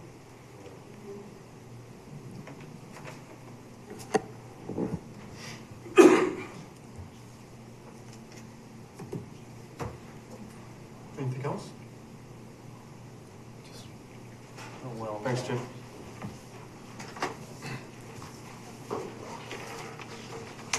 For the record, Peter Shea, SLR. I think the report that's been provided to council today will help with a lot of answers to some of the varying questions that were provided today by the public, but just to answer a few of them to add on to it. The well, I want to make sure I don't mess this up, the 4 gallons a minute. So the reported completion report, 6 gallons a minute. It is, these calculations take in consideration specific capacity of wells drop over time. It's hydrogeology, it's what happens over time. What it's taken into consideration is the amount of storage that is available based on those well completion reports on top of the pumping rate for that well. So even if you had theoretically the 4 gallons a minute, just to get to specifics, there is 300 gallons of storage, which provides more than adequate enough, even with a drop in yield, to provide domestic use under the public health code. So yes, these wells may be constructed in 70s, 80s, 90s, specific capacity drops gallons per minute per foot over time, but the storage itself, even if it drops by 10, 15 feet, the majority of these wells have over 100 feet of storage, which meets public health code at this point. So that's just, we take the report itself takes into consideration those aspects if you review it for that end.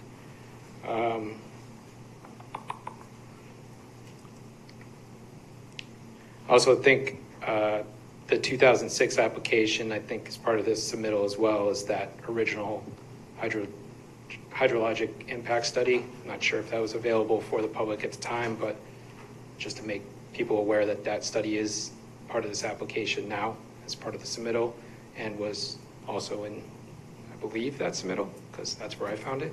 So,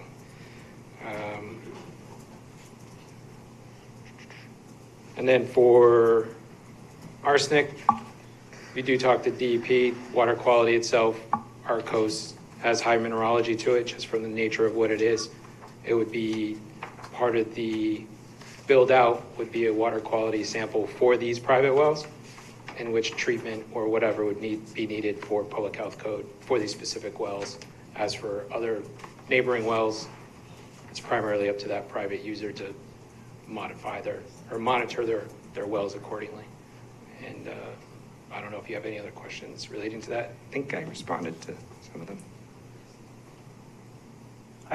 Just to clarify, I just want to clarify what you said. I heard you say it. So the groundwater shed areas, that 40 acres, you had said, I mean, I'm just going to paraphrase. I mean, you basically said that the amount of reach or the amount of draw is really only going to take 25% of the recharge or something like that. I think you said it's even less than that, but conservatively it would be 25%. Correct. So meaning you're recharging 75 and only pulling. If there's 100, you're putting 100, you're only pulling 25 out. I mean, to use simple math, right? Right. So if you add, we'll say, the recharge rate, or whatever it is, use the precipitation rate, which is based on 30 years of study, which also accounts for weather, climate change, everything else, is 7 inches per year over that square area. You have an infiltration rate, which we say is 40% of that going in. But then we took that recharge rate and then took actually a 30% reduction on that during a drought condition. So we took 30% of what the average annual precipitation rate would be, reduced it by 30%. That goes into the actual like recharge, and then what the impact is on that of the withdrawal for the combined wells. And that was 18% of that value. Yeah, so And under normal conditions, under like a seasonally wet condition, it was, it's in the report, but it's Higher. even less than that. Well, less impact. less impact. Yes. That's fine. Higher percentage. So 18. Okay, thank you.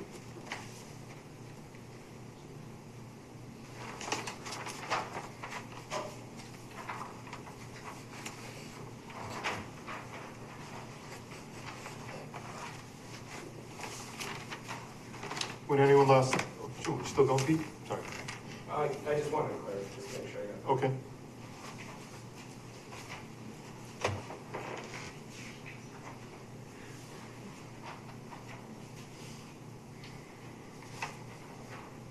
Yeah, so less than 18% of the total contributing recharge under a drought condition that's calculated by 30% reduced precipitation rate. So that would be the worst case scenario, if you will, of potential yield. Is only 13 18% houses. of the total recharge would go to the houses. Perfect, thank you. Pete, your comment about the arsenic, right? What was that? You said it was in the rock typically in So- New England? Yeah, our coast sandstone it's a sandstone, so I think everybody's been to Manchester and seen red beds, so the red outcrops. Part of that red is the iron and the arsenic and the naturally occurring rock. Another example would be the MDC tunnel that's been done in Hartford. They've ended up with higher levels of arsenic just from the naturally occurring bedrock that it is. So it's not really mobilized or impacted from non-naturally occurring during like site development. It would just be the drilling access itself and then the water supply, which hopefully everybody tests their wells, but that's the nature of sandstone. And usually it's not as mobilized in sandstones, but it is part of the makeup of what that rock is. So. Gotcha. Okay. Joe, would you like to speak? Okay. Good evening, Joe Charliglio, Luancy Construction. Couple things that I would like to clear up. Number one is the fact of the road. The road that exists right now, well, so-called road, it is a parcel, is still owned by me, and the two rear existing lots have an easement over that part for them to access their home, because the intent was always for us to construct the home. So during the construction, rather than putting in private driveways, we chose to prep it knowing that we were hoping to come and to continue the road. So to clarify that, at this point in the town's eyes, it is not a town road. It's a parcel owned by me with an easement granted to the two owners of the rear homes. That's the way it stands. Once we complete the road, hoping that the town allows us to do the road, at that point, through bonding and all that, once we complete the road and the town accepts the road, the two rear lots will have frontage on the new road, so that they will not have that easement on their deed anymore. So that's the way that was set up. As far as some of the concerns that I hear about blasting and all, I built 4 homes there, excuse me, and I had no blasting there at all. There are some signs of outcroppings, some ledge material, which may be part of the road construction. But before we even consider blasting, the approach that we always take is hammering through with heavy equipment, and there's hammers on equipment. And again, I don't even know what the extent is. So there's no guarantee. We're not here guaranteeing that we're blasting. The one thing I will guarantee is that prior to any blasting, we're going to take the approach of hammering the rock out before any blasting. If blasting is necessary, then obviously there's protocol. There's a routine that we have to go through. There's inspections. There's permitting. So the people will be guaranteed that the normal process will take place. And again, there's no guarantee that we're going to be blasting here. I mean, everyone is under the assumption. There are some signs of outcroppings, but it's minimal. And I think it's all going to be part of the road construction. I don't believe it's really going to be part of the on-site, the individual lot construction. As far as the subdivision, that I hear that the commission denied the subdivision. This subdivision was approved back in 2006. It was an approved subdivision. What happened is the original applicant, he faltered. He did not continue through with the bonding, and he did not continue to complete with Mylars. That's the reason why it lapsed, but it was an approved subdivision.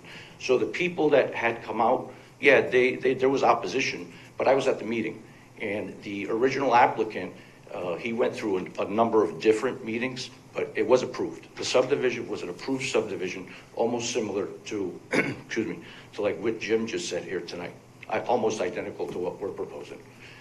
As far as the wells, I mean, I went through and hired Peter, and I think he did a great job, and I'm hoping that the commission sees the report that he did. I think he was very thorough about it, and I think the people should be at ease as far as what their well concerns should be.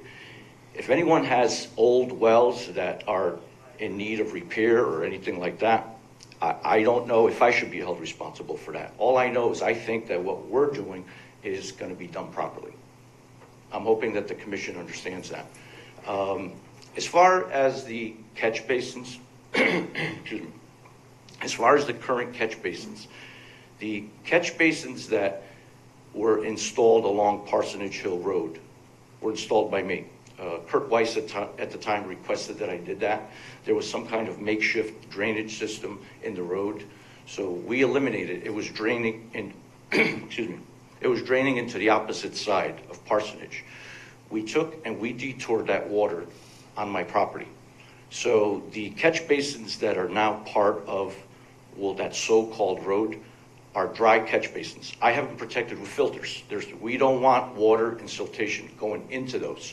At the end of the road, we installed riprap so that the sheer water flow flows over the riprap and onto the property. There's a big detention pond that's collecting the road from Parsonage Hill Road there, and that's temporary until we complete our subdivision. That's going to be detoured to another section as what Jim came up with. So I'm hoping that, you know, I shed some light on a couple of the questions, a couple of the concerns, and if anybody else has concerns, I'd like to answer them if I could. Thank you. Thanks.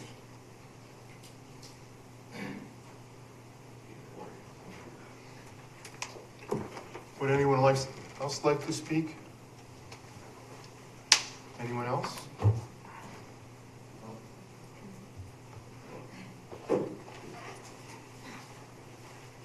Hi, my name's Marjorie Bonadies, 122 Parsonage Hill Road. And I'm not speaking against the project at all. We knew when we bought the property there was going to be additional houses. So the easement, we are allowed an easement over the builder's property. So I would like that clarified, whether he's going to plow that road in the winter so that we can get out of our houses. My husband is a surgeon. He has to get up in the middle of the night or early in the morning to go to surgeries, and he needs to be able to get out of the house in a, in the morning, early in the morning. So we'd like that clarified. And the second thing, and I know this sounds petty, but the road is going to be changed. The name of the road is going to be changed. So we have had this address for 2 years, and then we're going to have to change everything, change our addresses, our checkbooks, all of our bills. So it represents a hardship on the two houses that are there now. So those are just my two issues. I know one is somewhat petty, but I do want clarification on the maintenance and care of that road. Thank you, Marjorie. Thank you.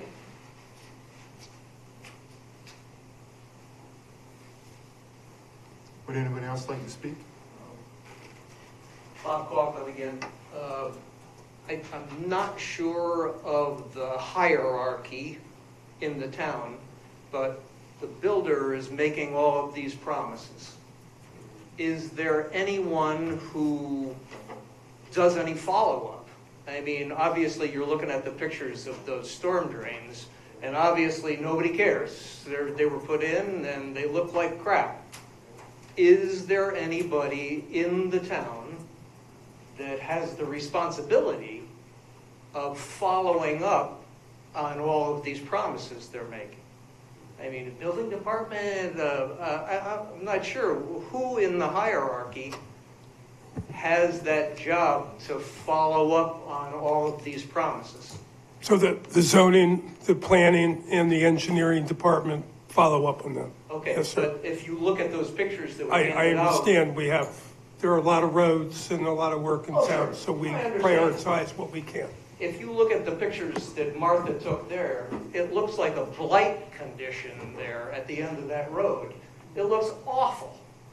And it seems that there's no follow-up. There should be somebody somewhere who follows up on all of these promises. He says everything's going to be okay, everything's going to be okay, everything's going to be okay. But who follows up? Do we come back here and knock on the mayor's door and say, oh man, what a mess? Well, then it's too late. There should be somebody in the town hierarchy that goes out on that site once a month, once a week, once a something, to see if the promises are being covered. Otherwise, we end up with a mess in the neighborhood. I'm just confused that there should be somebody who goes out on that property once a week, once a month, and does a follow-up. Otherwise, they do what they want to do. There should be somebody to follow up. And I'm just confused that somewhere in the town government, there should be someone that's policing this kind of a massive project. That's my question.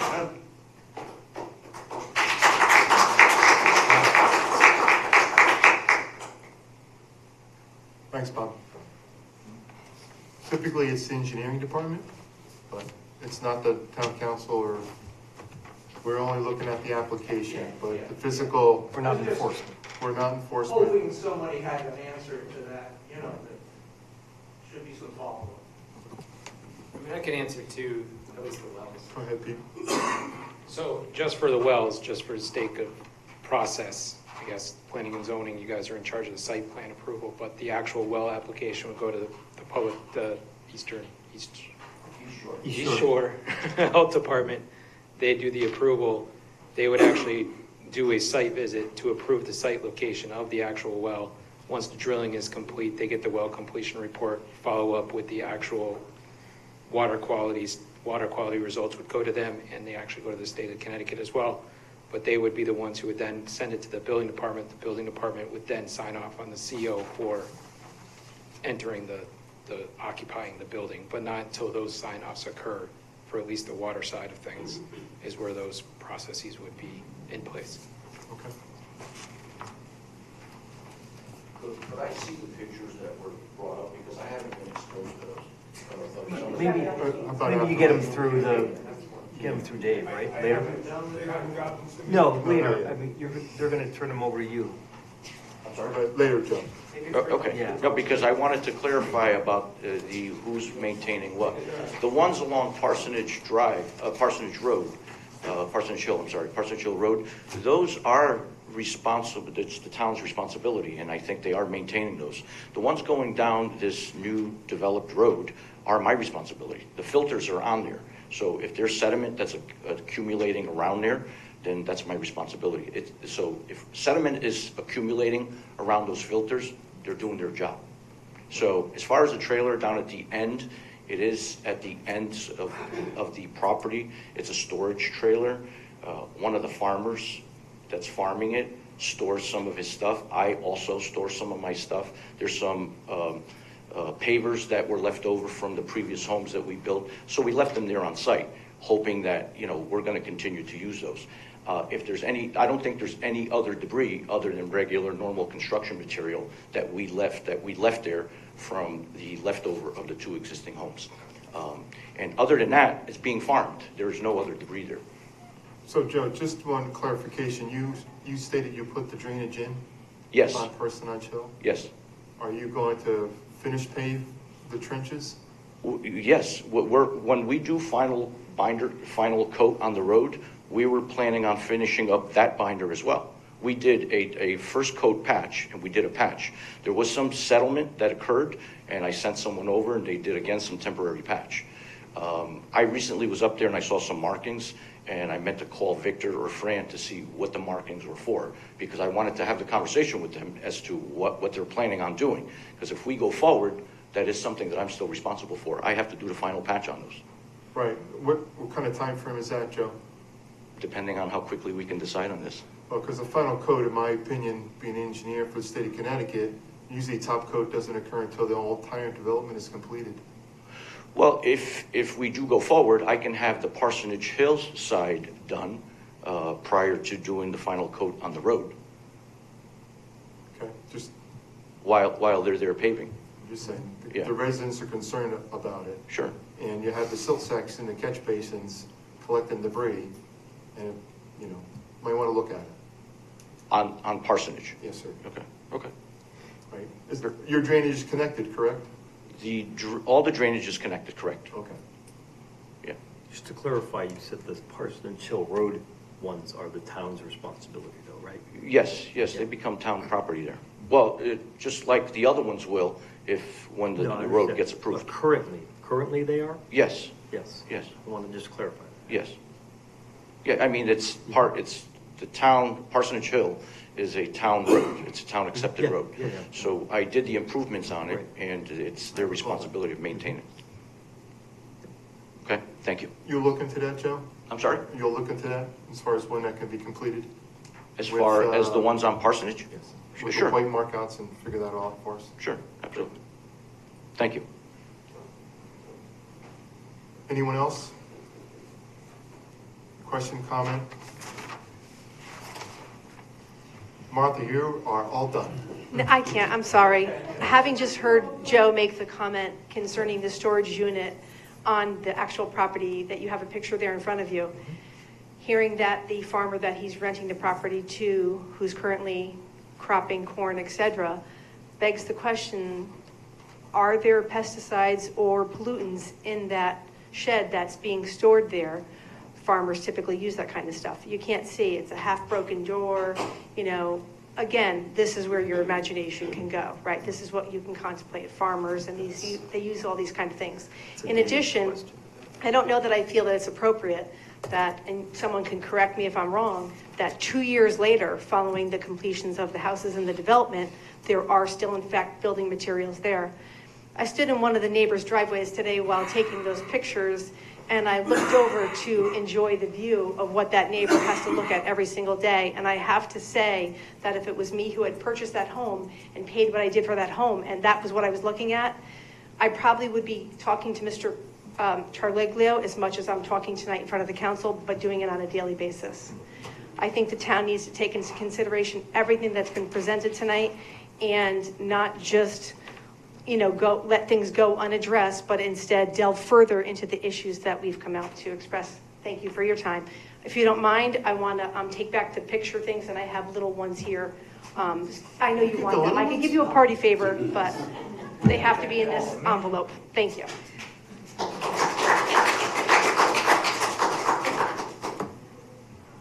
Okay, one more time. Anybody else?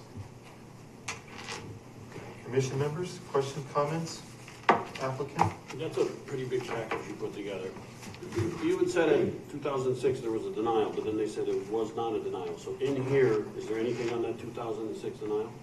I know nothing about the approval. I wasn't able to put the hands on the minutes or anything like that.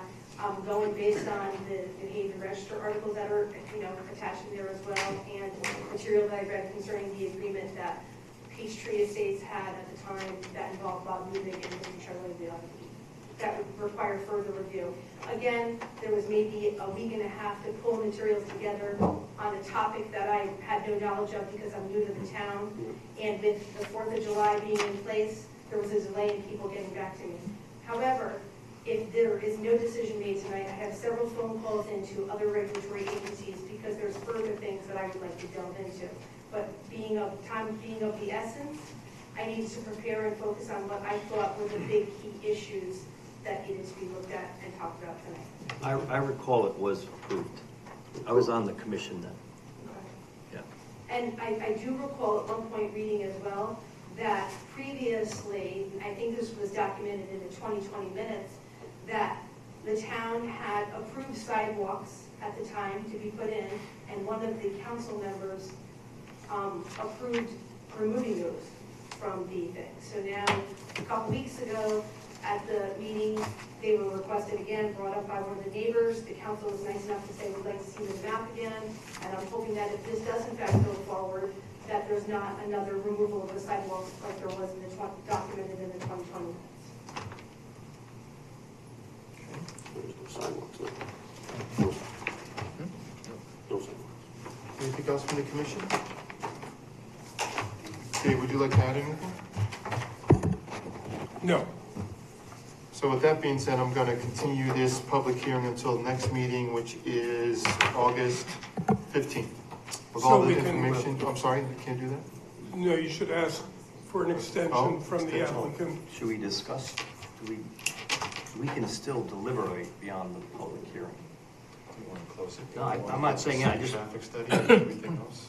I think we can still, can we do that? I don't know. You can, Can we request additional information after closing a public hearing? no, No, okay. no, so. Then yeah, let's continue it. Yeah, but this is a rather large Yeah. pile of information. So that we would have you to go accept through. the request for an extension of I the? guess I'm wondering, what is the reason we're continuing it? Is there additional information you're looking for, or you just want to digest what you have? I mean, one thing for me, very good job describing it, but a lot of information in here. I'd like to spend a little bit Okay. of time, more than just Yes. the hour I had tonight trying to thumb through it. He did a great job, and it looks very extensive. I'd like to kind of delve into that a little bit more. Okay. That's at least one piece for me. Okay, understood. So Yeah. if the timing means that you need an extension, I think,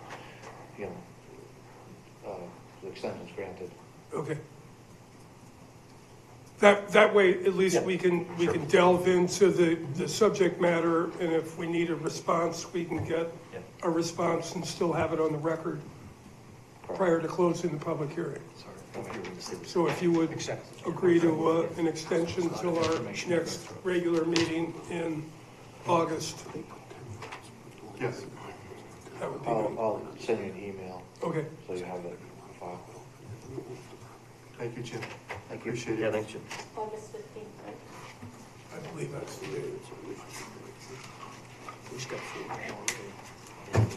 Thank you, Martha, for all the information, and thank you all for coming out. We appreciate it.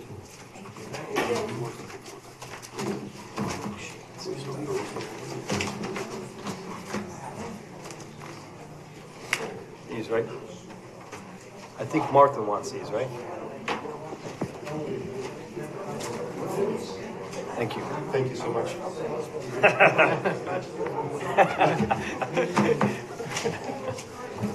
Were some of those for the record as well, or no? She's got smaller copies for us. Yeah. What's that? No, I'm not going to listen.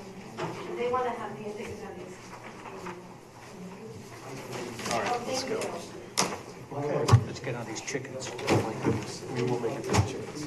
Anyway, we're going to continue with the public hearing for application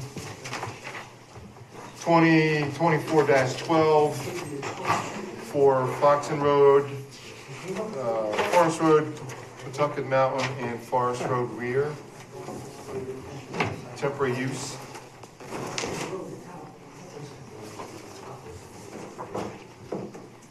Can I have a member read into the record the public notice? I can do it, I guess, if I want There to. you go. Okay, this was public notice, the legal ad in the Sound on Thursday, June 27th, 2024, and Thursday, July 4th, 2024. Legal notice, North Branford Planning and Zoning Commission. Notice is hereby given that the North Branford Planning and Zoning Commission will hold a public hearing at 6:30 p.m. on Thursday, July 11th, 2024, at the North Branford Town Hall, 909 Foxen Road, North Branford, Connecticut, to consider the following. A, application 2024-12, temporary special use permit, extension request under section 43 and section 23, schedule A, use line D1 for grading and placement of soil and fill on property located at Forest Road, Pawtucket Mountain and Forest Road, rear. Owner Tilcon Incorporated, applicant James Preddy, PE Criscola Engineering LLC. At this hearing, all persons may appear and be heard, and written communications will be received. Copies of proposals are on file for public inspection in the Town Planning Department. Sincerely, Robert Nowak, Chairman. Thank you so much. Hello again, Jim. Want to walk us through the application again from 1 year from last year? This is a repeat of the last 2 years.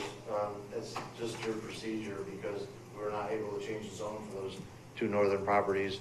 And we explained at the time that we didn't know how long it was going to take them to get this soil there.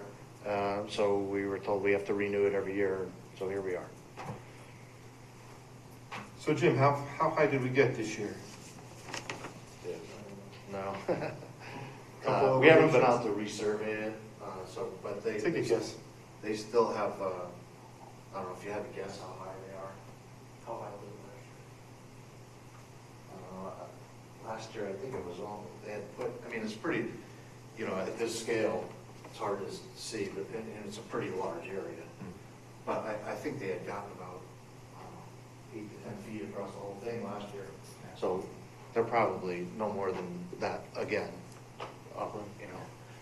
It's all wood chip bermed? Yeah, all the way around it. For Yeah. erosion control, I remember, yeah, I think Yeah. it was good, yeah. And I believe, yes, that's been that way. Yeah, yeah, Um, yeah. I haven't heard of any problems. In fact, I think, the RWA guy's been there a couple times, right? Yeah, we've had no issues. So, Do you want to just give your name and? Up to the microphone, please. I just wanted to add that. Just, I'm sorry, give your name and the microphone. Yeah. That's Chris right. Costello, Silcon. I just want to add that it's probably not much higher. It's going relatively slow because we wanted to vegetate as we're doing it. So that's kind of why it's taken 5-6 years to complete. So I just wanted to add that. I don't know the height right now, but I don't think it's very much higher than What was your name again? Chris Costello. Chris? Costello. Chris, can we see this from the road, from No. 22? No. It's buried up in the, way Going down, back in yeah. the, knowing what you did for a living for a lot of years, if I gave you a map and a compass, you might not be able to find it. But can you see it from like Joe Stone Way or You can't see it from anywhere. from anywhere? No. Even I most of think I can see it, but, from a helicopter, maybe. Maybe Google.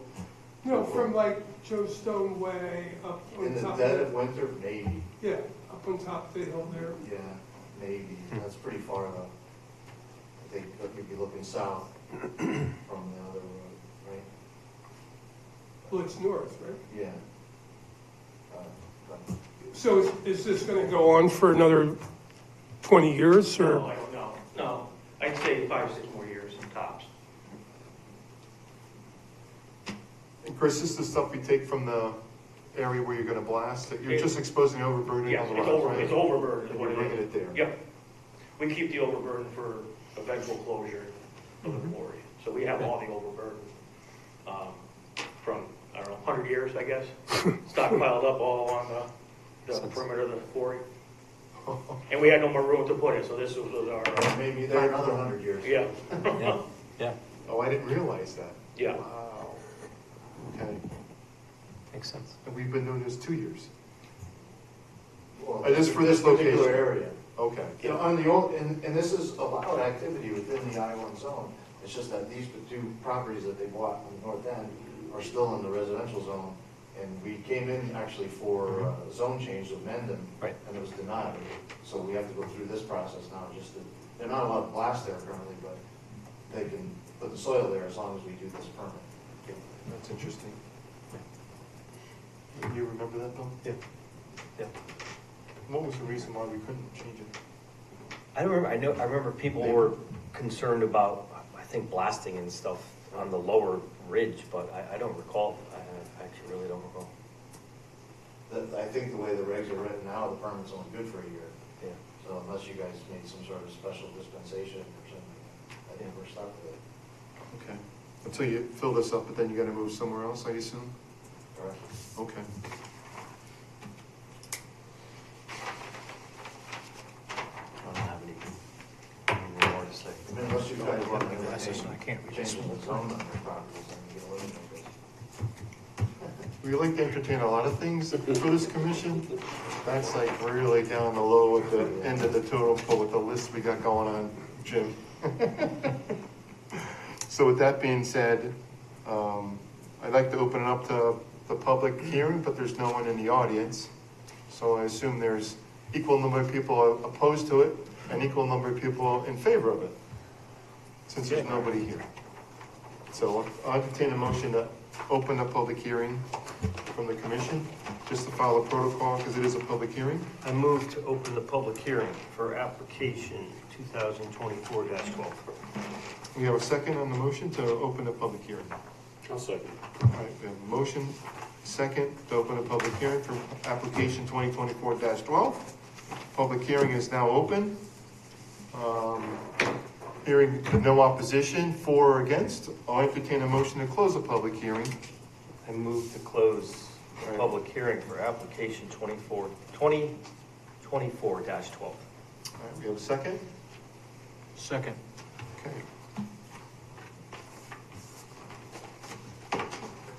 All in favor, any discussion? All in favor? Aye. Public hearing's closed for application 2024-12. So with that being said,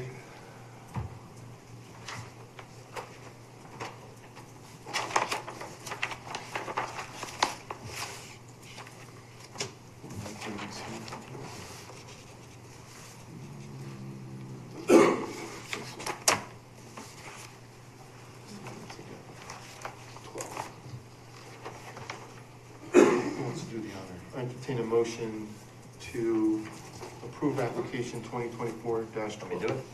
Go to the bike.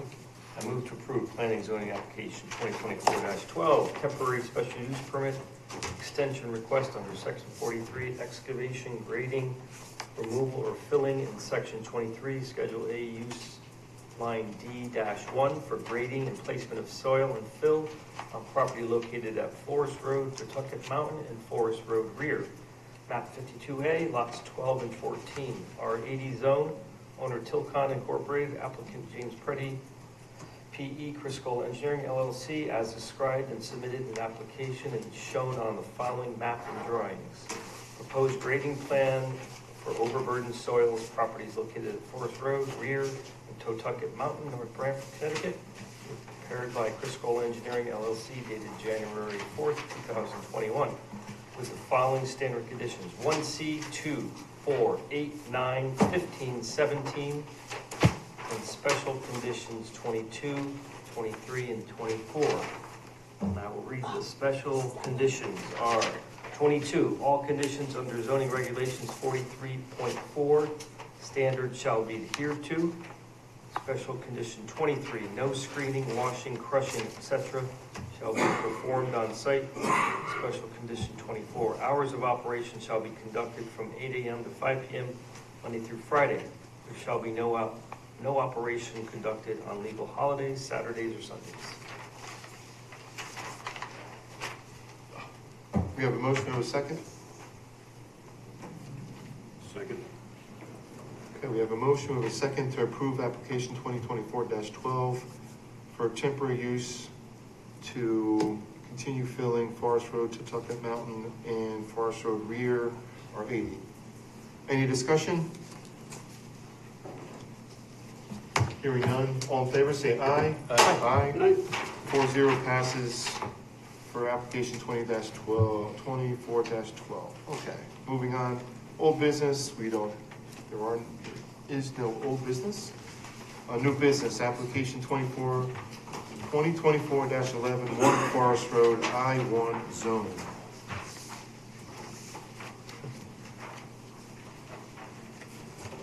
We're just consuming all your entire night, Yeah. Chip. Thanks for showing up. Or he's consuming our time. You're consuming our time. You're consuming our time, Jim. What do you got for us? It's not the first time I have the whole show, or the first town either. Yeah, right. So here, again, this is under the same heading of repetitiveness. Tilcon, who's the only I-1 zone, is required to submit a 5-year mining plan every 5 years. We've been doing this since 1998 for them. but I believe it started in 78, according to the regs. It just shows the areas that they're gonna be cutting next, approximate tonnage and per year over the next 5 years. Interestingly enough, we've been doing this again for the last 25 years and doing it as a site plan application. Although it does say in the regs that it's subject to administrative approval of site plan. But we brought it to the commission every time. And I don't know if that was, we were just talking about this earlier. We don't know if that was, I don't know if you remember Frank Lane, just him being overly cautious, or maybe it was Bob Criscola, he was the same way. But we've been bringing it here instead of administratively approving it for the last 25 years. But here we are again. And I apologize for that. That's a copy, but the ones we submitted were in color. It should be a little easier to see. Again, it just shows the tonnage and where they're cutting them. Pretty illustrative, to say the least, that you're gonna, I don't know if there's any deep excavations within the whole plateau, but you're, over the next 5 years, you're gonna dig deep holes right in the center of the plateau, in the center of it, right? I'm just, for entertainment purposes more than anything else. Yeah, again, it's hard to see on here, but there's basically, at least at the north face, where they're cutting it. Right. And shelves. So there's a certain amount of tonnage that gets taken here and then here, on that face. And then there's some other smaller areas that haven't been yet cut down to the bottom, but quite a bit of this is at bottom already, isn't it, Chris? Or are you looking? In this area in here, is that bottom? No, there's still more cuts going down. I think there's 2 more 60-foot cuts going down. Wow, okay. I'm not 100% sure on that, but I believe, at least estimated, to be 2 more cuts. I haven't been up there in years, but it's quite an interesting So we got operation. Tour is next weekend? What's that? Oh, it's June 9th. I missed it. Wasn't it? The tour was June 19th by the Historical Society, or is it next? I have no idea anything about any tour. Oh, okay. Anyway, okay. Where is it now, and how far are you gonna go down? So you're We're right here now. That's where you are? That's the You're upper gonna level, go all the way yeah. down by 5 years. And then, as a year, what is it, 25, so we're at what? 26, I think. We'll cut another 60-foot here and a 60-foot here. So this is the current face here. Yeah. And we're going So to drop that is down. roughly behind, you're not up to the old police station or any in that area yet, are you? This is 25. Where's the old police station here? No, they're not. They're just above Auger Road. Just before Yeah, that? there's Auger Road right here. Okay. So we're right here. Yeah. So for the next 3 or 4 years, we're gonna be Still here. be in that area. Yeah. Well, it's And then different levels of face. I think So we'll be there's one done level here, and then there's at another a level. northern extent, There's and then we'll start some cutting vertical down. faces that Low. are cutting up at this section. Right. And then here, these are like kind of flat. Where's the final destination in? I don't know. Yeah, it is pretty interesting. I know there's still, so Just these are the beginning of faces, so this is the beginning, but they'll be, going 60 feet down and then mining this way again. And same with here. And I think there's another 60-foot cut. You go down again and then mine. Where's the lake, up to the left of that picture? The lake is right here. Oh, to the right, I'm sorry. The large? Right Yeah. here. Yeah. When the road is on And then there's a the whole south end here that we haven't even touched in years, so there's still stone. Nothing to do with the application, but. Yeah, I was gonna say, I And think this is next year, interesting. we approve it this time, Before. and from the future, it's an Conditional administrative. approval, we gotta go. This is I just meant, this is a minute, I think, you just mentioned probably the reasoning, there's no reason, this is Right. administrative approval. I mean, we'll do it today. Yeah. I think moving forward, I would vote for that.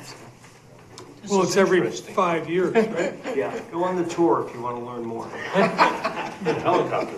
I think they're gonna have a 110-year anniversary coming up. Really? Oh, Yeah, that's- so they're gonna have it open, Yeah. all kinds of stuff. We That did would it be in New Britain for 100th year. We missed the 100th year here, COVID. Oh. So they're doing 110 here, and I think 110 in Brantford. Oh. I think that's later this year. All right. So so you'll be able to Yeah.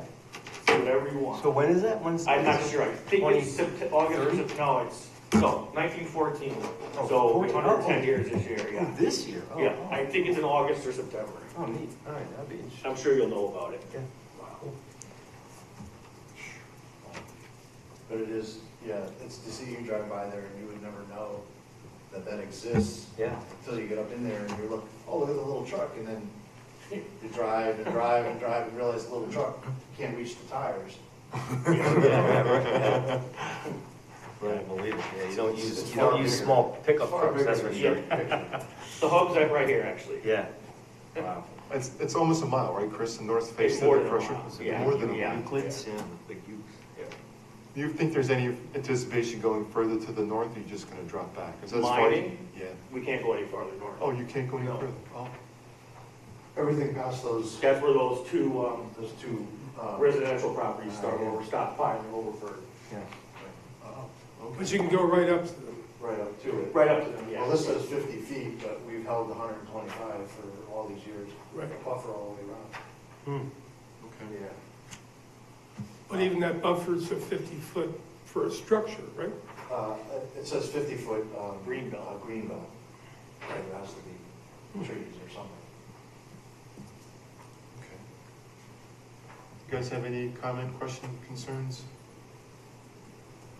Okay, I'll entertain a motion to approve application for 2024-12. I move to approve planning and zoning application 2024-11, site plan, 5-year quarry site operation mine plan for 2024 to 2028.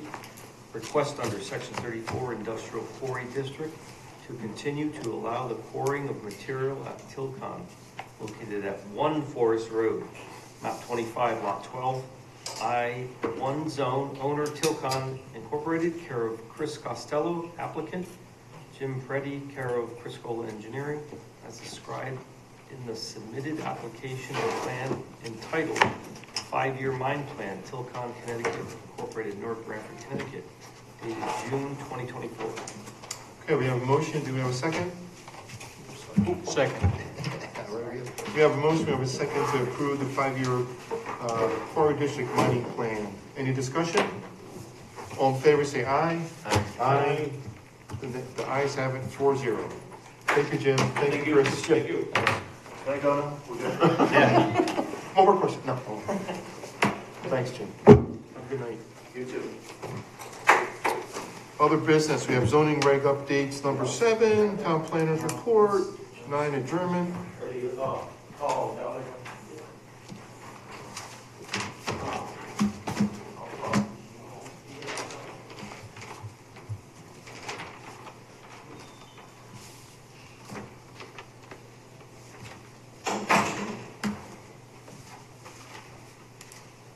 So we have update and reorganized table of uses A through F. And then update, discuss bulk regulations A and B, and regular updates lighting and poultry.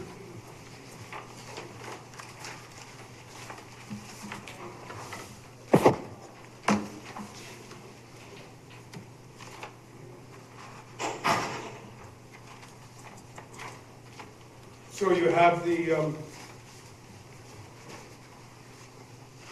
Bob and I worked on a chicken and poultry regulation, which is in your little handout. Basically, if you have less than 160,000 square feet in your lot, you can have up to 20 poultry on your property in North Branford, as long as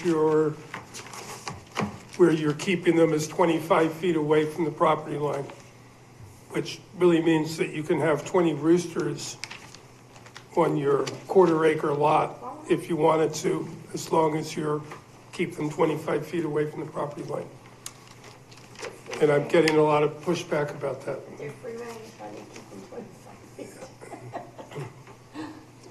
So this basically limits poultry to 12. You get 3 for a quarter acre, 6 for a half an acre, 9 for 3/4, and for an acre or more, you can have up to 20. No roosters, no guinea hens. So Dave gave us an No example. roosters? Where does it say no roosters? Roosters, the Oh, third- here, yeah. third bullet. David proposed something last meeting from Stafford that basically mirrored what we were kind of incorporating into our regulations for poultry. Did some research. Branford has no more than 6 chickens for less than an acre. New Haven actually has a reg that you can have 6 in New Haven, believe it or not. And Ellington has 8, half acre or greater. Just to give you some perspective. Can we go back to the, I'm sorry, right to the beginning here. So, less than an acre, here's the requirements. More than an acre, there's no zoning permit required, but you must abide by everything after this? You need a zoning permit if it's less Less. than an acre. Yep, I know, I understand that. So, Okay. more than an acre, you don't require a zoning permit. Correct. You must abide by the following regulations. Correct. These regulations? Yes. So how many you can have, there's unlimited poultry? No, you For can an acre? have, you can have One more acre- than, 1 acre or more, I'm sorry. 1 acre or more is 20. right, Sorry. Right, and that's our current regulation, right, Dave? yeah. It doesn't provide acreage, right? So you can, if you have 15 Doesn't acres, provide it, it's as 20. long as it's less than 160,000 square feet. Right, less than basically 3 acres, you could have 20, so all the way down the. So just to give you perspective, a quarter acre is about 11,000 square feet. We have some in town that are 7,000 square feet, or 8,000 square foot.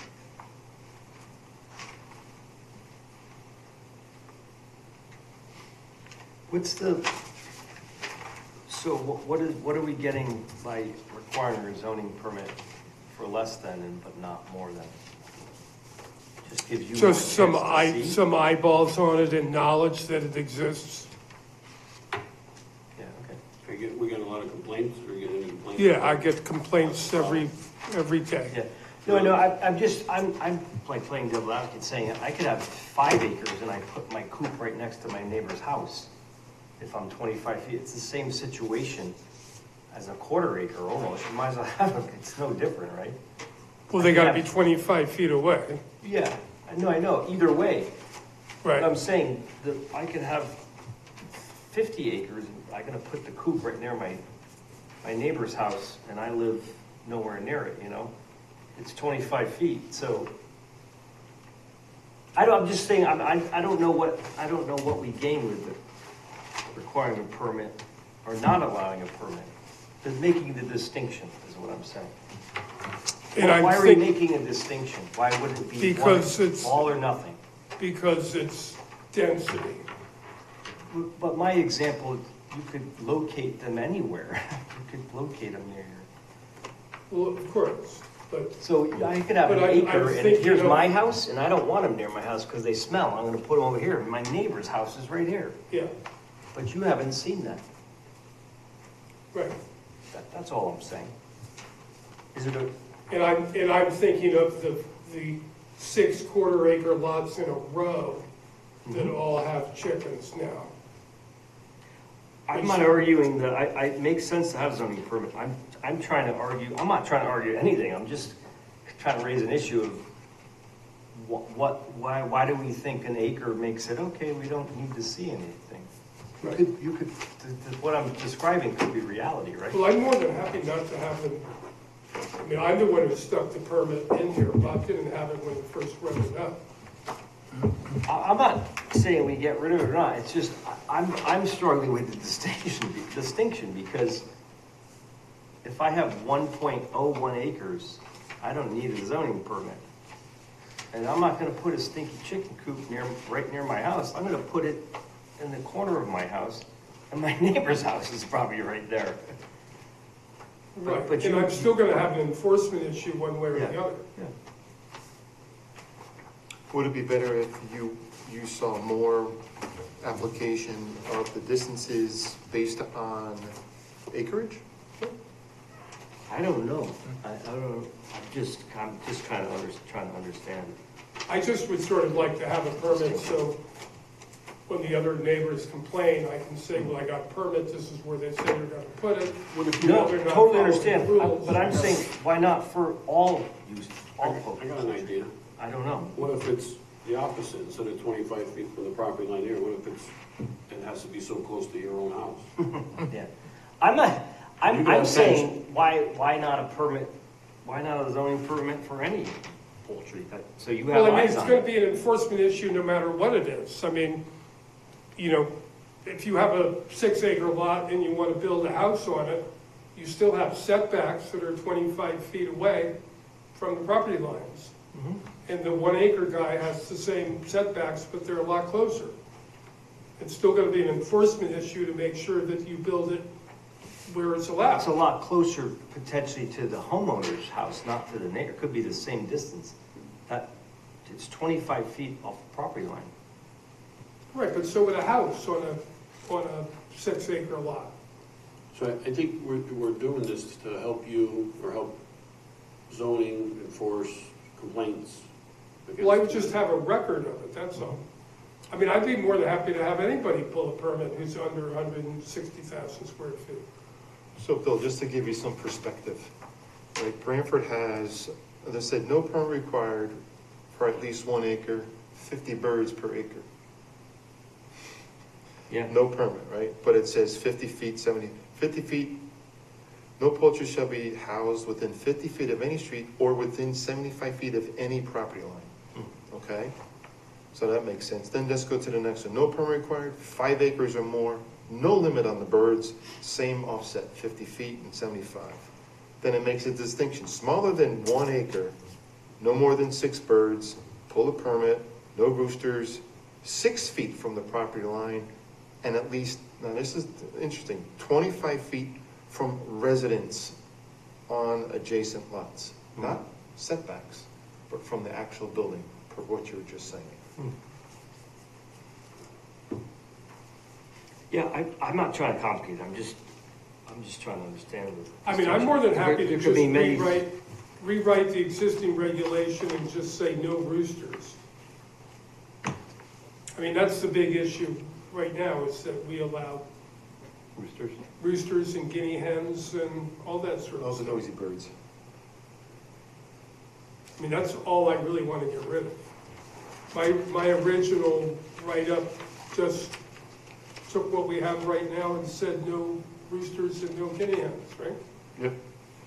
25 feet from the side and rear lots, which is kind of far in a small lot, right? That was the only other issue relative to that. Well, I mean, I see it all the time, Bill. They, they put it as far away from their house, right up against their neighbor's fence, because that's Right. where they want to put it. So if you turn it around, then you'll get rid of the people who are a nuisance. Making, I suppose, Dave, you could just say no roosters, No roosters, no guinea hens. and no rooster guinea hens. If you want to change it to the acreage and then call it a day, it's up to you. You I make mean, it this is, simple, this is uncomplicated. this just has a little bit more waste management and a little bit more guidelines. Yeah, no, I think certainly roosters and guinea hens, and I think we should have setbacks, minimum setbacks. So basically, the evolution of this came from me looking into this a little bit further, because there is zoning regs for livestock, best management practice put out by the state of Connecticut. So I did some research, and this was kind of the evolution of the multiple different aspects of someone keeping chickens on your property besides the roosters. Dealing with waste, visually seeing the chicken coop, how far off of it. Some people put it over the wells that have wells, that don't have wells. So it's just the guidelines. And then what do you do with the waste? The guy's in the quarter-acre lot, and he's keeping a big pile of stuff, and Dave's getting a complaint. Well, does he have to show that on a site plan? Where's the waste? Where's the coop relative to everything? Right. So it just put the ballpark, puts it in Dave's, more controllable for Dave to see all of it all laid out. And that's the reason for the permit, so everyone can see it, basically. It goes back to my original point, an acre is not a magic number. It doesn't alleviate everything you just said, just because it's an acre. Obviously, there's more space on their property, but they're probably not gonna put any of this anywhere near themselves, so it's almost the same situation, that's all I'm trying to say, potentially. So you want to get rid of the permit completely, or just get rid of the 1 acre? No, I think the point I'm trying to say is, all the issues that you just described don't go away at 1 acre. Right. The house has more backyard, but the coop and stuff is not gonna be close to their area, it's gonna be as far away from their house, It's probably. still going to be a violation, whether there's a permit or not.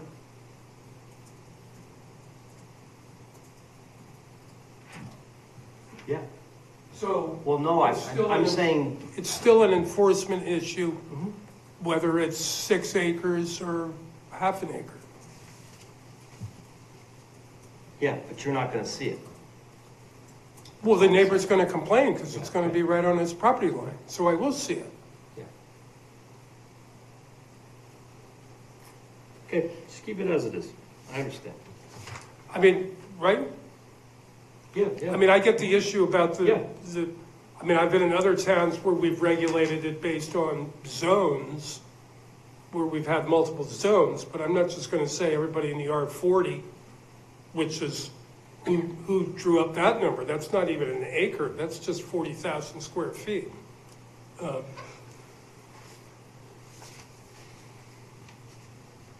What's your take on it, Ron? Want to study it some more? And not to be an idiot on this, but we had a neighbor who raised homing pigeons as a hobbyist. And it's not poultry, it's not swab, but they're birds. Same kind of issues too, right? Waste, location, But it's a pigeon, just saying. or squab, depending on, Some people eat pigeons.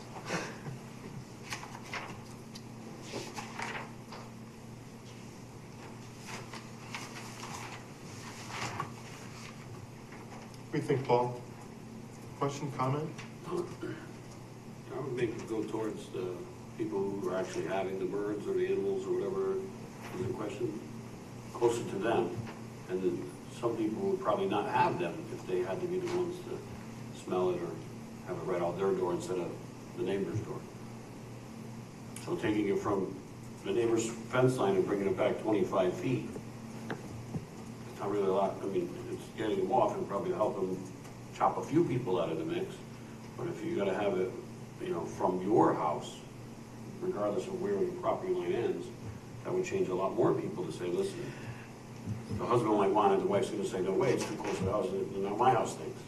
Instead of having out in left field where your neighbor stinks, and then yes, they'll come and they'll have to pull it in 20 feet, 25 feet, it's still gonna smell. And you could still have your house at this side of the property being the acre, or half acre, whatever it is. So it's mandated that it's be closer to the person who's actually in charge of those animals. You're gonna see a decrease in complaining because it's closer there, and you're gonna see less people having them. If that makes sense. If I'm following what you guys are saying. Well, the regs is written for a lot of different things, but the biggest complaint is roosters. Now, do you have to have a rooster to have the rest of them? I have no idea. What was the question? You have to think so. have a rooster to have the chickens and everything? Does the rooster? No, If you want fertile eggs, there's just egg-laying chickens, but if you want a baby chick, you need a rooster. You don't need a rooster. you don't need a rooster. Is there visiting rights for the rooster? The rooster only comes on every Monday of the month? No, I think it's good. No, to be serious, and the question's out there, you can have hens and by laying mash, they'll produce eggs. Correct. You don't need a rooster. Okay. A rooster is just Protected. Annoying. annoying. Most female mammals produce eggs. So now, And if someone chickens wanted- as well, right? If someone wanted a rooster and has a large property, would they be able to? Yeah. So if we Yeah, say over- no roosters at all, okay. 3 acres. Unless you have, 4 acre, over 4 acres, you can have roosters. which is fine, because that's far enough away from the next guy, unless he's at the property line, you own it. Yeah, so that's my point. I mean, There but you I go. don't, I think it's fine. I I just know what you're mean, saying, yeah. I just Well, mean, I don't know if issues over go. 4 acres is a farm. Yeah, right, okay. Okay, there you go. But still, if we make that rooster, 30 feet from the main house. You still have to abide by the regulations. By the regs, yeah. It's 25 feet. Right. Yeah. 25 feet's the property line. Yeah, that was my point, but there's no way around it. that was my point. Yeah. You could have 10 acres and have a rooster, you're gonna put it right near your neighbor. You're not gonna put it near your house.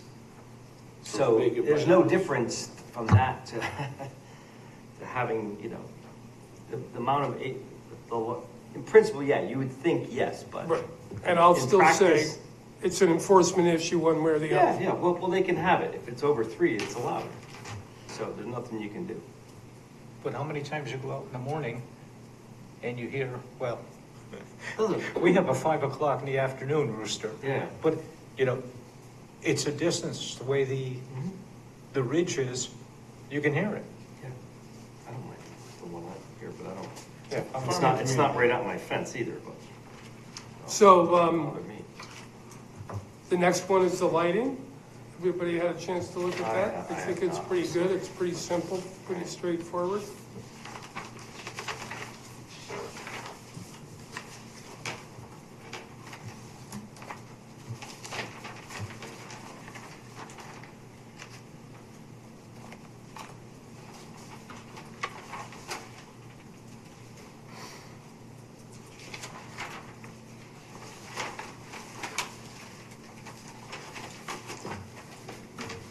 So I would like to at least get these items up. Yeah. Public hearing for next August, which will be a busy start of the month. Once Yeah. we open the public Yeah. hearing, we can keep it open forever. Because we have the continuation of this one, too. Yeah, we'll have the continuation of this one, and we may very well have the Starbucks Oh, application. okay. So So we have to it's August. It's August 15th, so yeah, we have time. Yeah, so Published. I'll do a public notice, Public notice, yeah. and then we can open it, and we can, Yeah, all right. if it's our own thing, we can keep it open forever, so. Yeah, yeah, all right, good. So we can chisel away as much time as we, Right. if we're going long on something else, we just shorten this Yep. and continue it, yeah. And then there's the latest and greatest table of uses Yeah, that you Thanks. should review. yeah, thanks so the red is changes, obviously. The red are just headlines. Okay, 'cause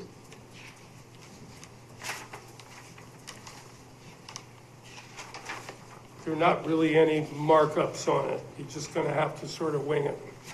all right. I did add a sale of alcoholic beverages for a cafe permit, tavern permit, club permit, all the different permits on like the 4th page at the bottom. The main thing, I know you cleaned up all these, like, accessory things, right? Yeah, That was they're all great. gone. Yeah, good, yeah, that was good.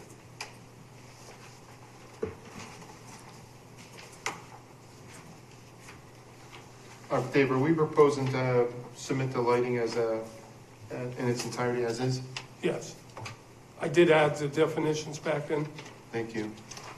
and I didn't put together a whole package for you, but there are a whole lot of definitions that have to come out of the planning and zoning regs that are now in here, and there's a bunch of tweaks in the zoning regs, just because we're changing it. So there's like 8 or 9 other tweaks Is that in here? I didn't even in the Yes. regs itself. Okay. Right, there's a specific requirement. Were we gonna, I see, back to this lighting here, number 6D, temporary holiday, I thought we were getting rid of that. No? Were they keeping that? It's still out. And then what's festoon lighting? Like the post office Six takes what? it down with flags. 6D. So they don't have to light. Temporary holiday? Yeah. We were gonna say temporary lighting. Oh. I just remember you brought something up. What's festoon? And there were different. Festivus for the rest of us? Lighting. Yeah. Bottom of lighting. I don't know. I was, okay. Like, I like that word. Talking about. all right, I'm all right with it. So I wanted to ask the commission on this lighting 6C. If you could turn to number 6C, exempt lighting.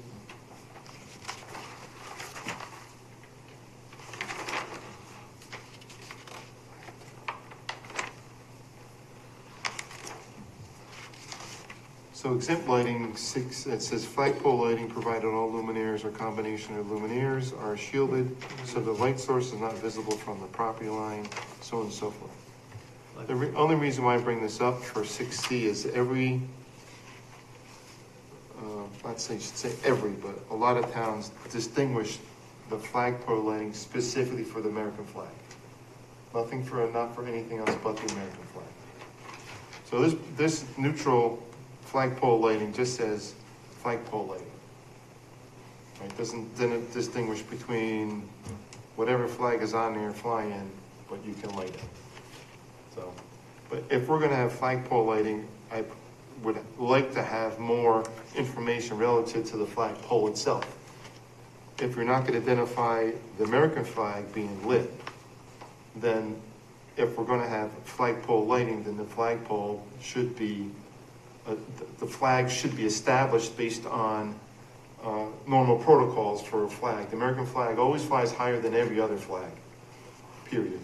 That's a standardized operating procedure everywhere. I don't want to go in there and say flagpole lighting and not bring something back in to identify why our flag is being lit. They distinguish it because of the fact that American flags need to be lit. If they're flying at night, they need to be lit by protocol and standard operating procedure.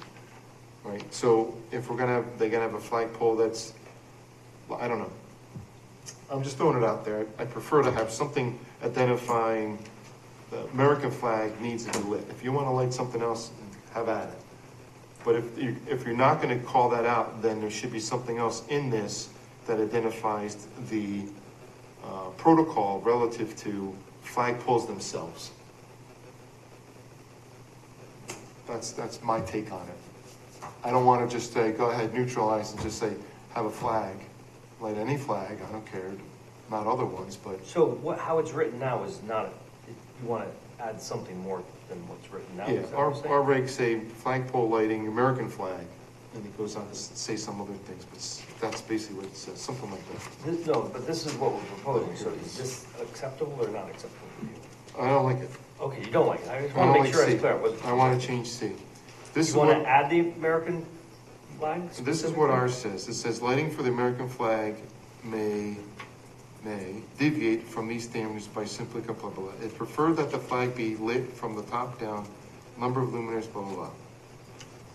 That's what it says. It doesn't say much more than that. I thought it said more.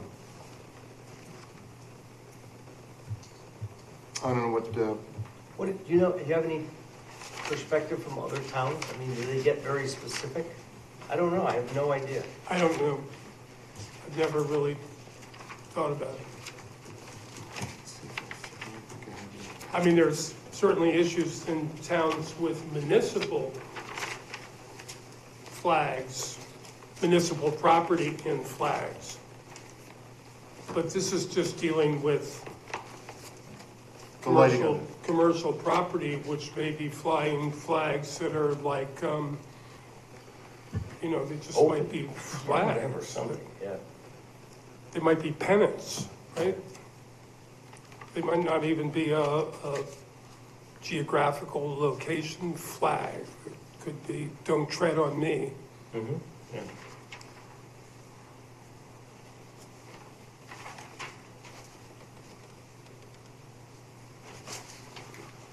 So we had some, I don't know if you were on the commission, I know Ron was. We had someone that, I don't know if she was knowledgeable, but she did a lot of research on about the lighting colors and, you know, blues and. Yeah, I remember her. Yeah, you were, right? Yeah, It's not I on remember Percy, her. I remember. This I don't know is- if, she had suggested we should include some of that. And is there anything about, I haven't looked at this, I'll admit. Are we trying to encourage This is right. more sustainable LED? It's in there? This is Yeah. exactly what, this is a guidance document from, who's these people? Yeah, IEE? Lights Out Connecticut. Oh, okay. Put Okay, up good. this Perfect. municipal dark sky Oh. lighting policy for Connecticut. Perfect. So this is perfect timing for us. So Good. we're just gonna model this very Yeah. this. Yeah, good. Perfect. So I'll look at something for flagpole, flags. My homework. How does this compare to, didn't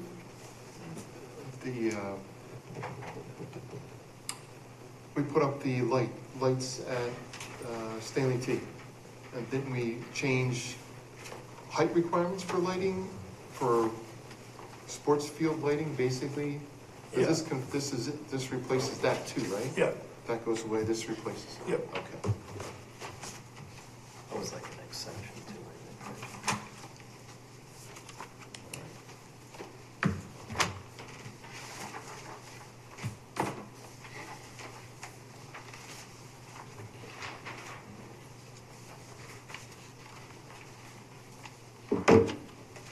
Dave, I assume in the permanent uses, you're just going to combine them, the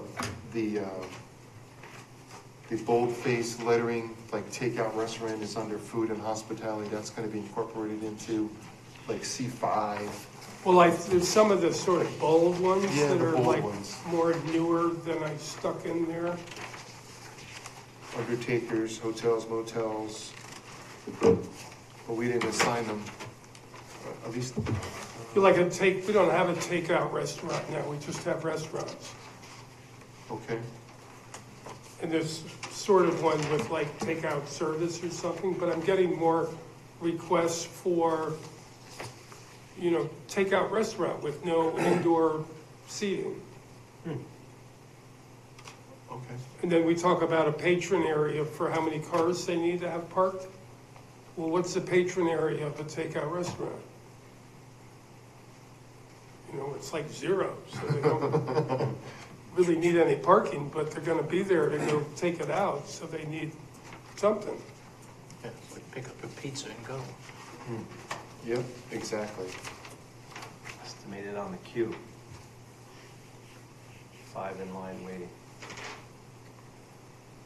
So were they gonna be filled out, Dave? I'm sorry. The, like the sale of alcohol beverages, cafe permit? They're Yes, all- I will they're- fill those out. They're all new, right? I just wanted to give you where I'm at as of today. July. Gotcha. Okay.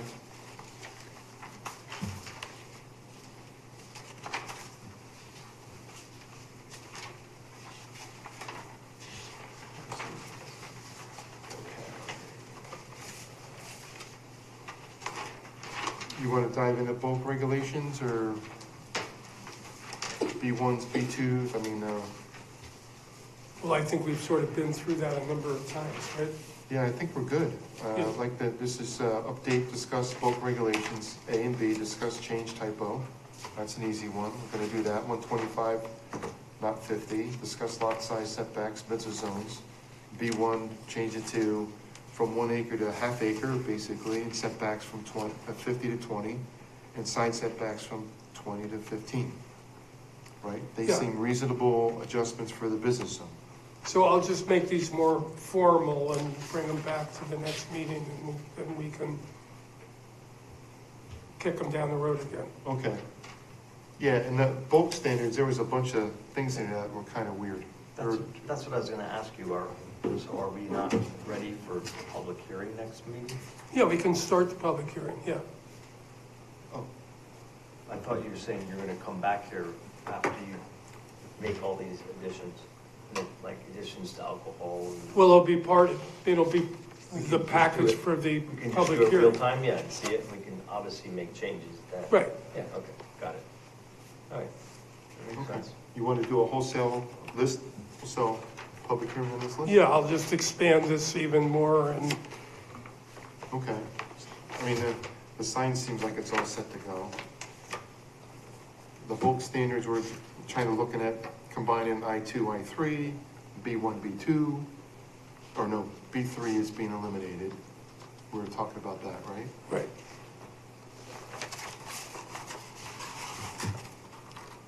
And the I3. The I3, right. I think last time Bill was here, if we change any of the zones, the properties that were in the I3 become non-conforming because they're now I2. Is that true? Or wherever when you change. I don't think there are any, You said there weren't. I don't think it'll happen, I don't think it You matters. said there's one I3, right? Yeah, I thought you said other. Yeah, there's a couple I3s. But just looking at the bulk standards, they comply anyway. right.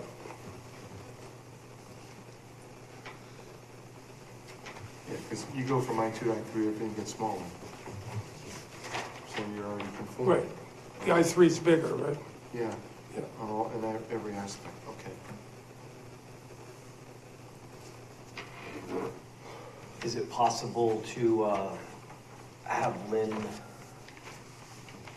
send this stuff out to us ahead of time? Oh, yeah. Yeah, okay, good. So we have a chance to look at it right, at least before the meeting. Good.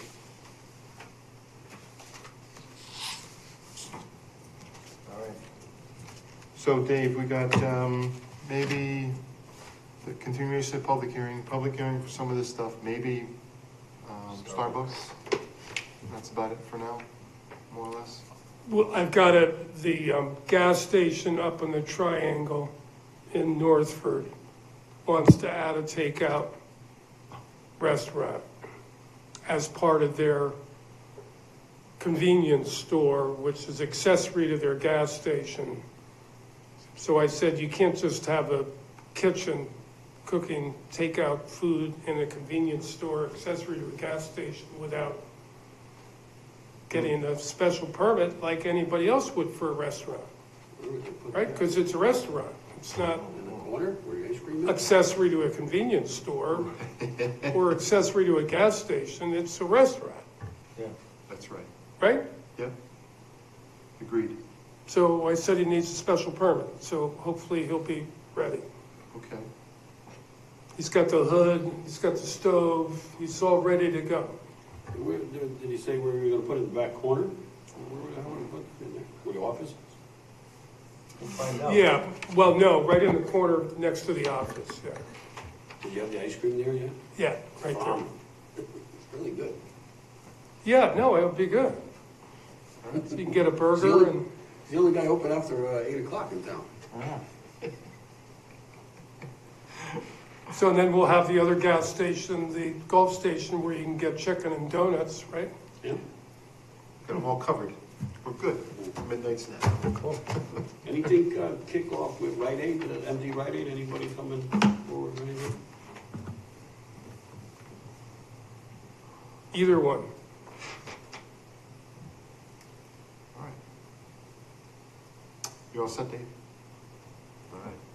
Ron, you want to address number 9 for us? So good at this one. Well, you sure we don't want to talk about chickens anymore? No. Okay. That being said, I'm motion we adjourn. All right, all in favor, say aye. Aye. Aye. Second. I second. Second. It's a lot of paper we generate here. Yes. My lord. Just remember, keep the public hearing stuff for next time. Don't throw that out.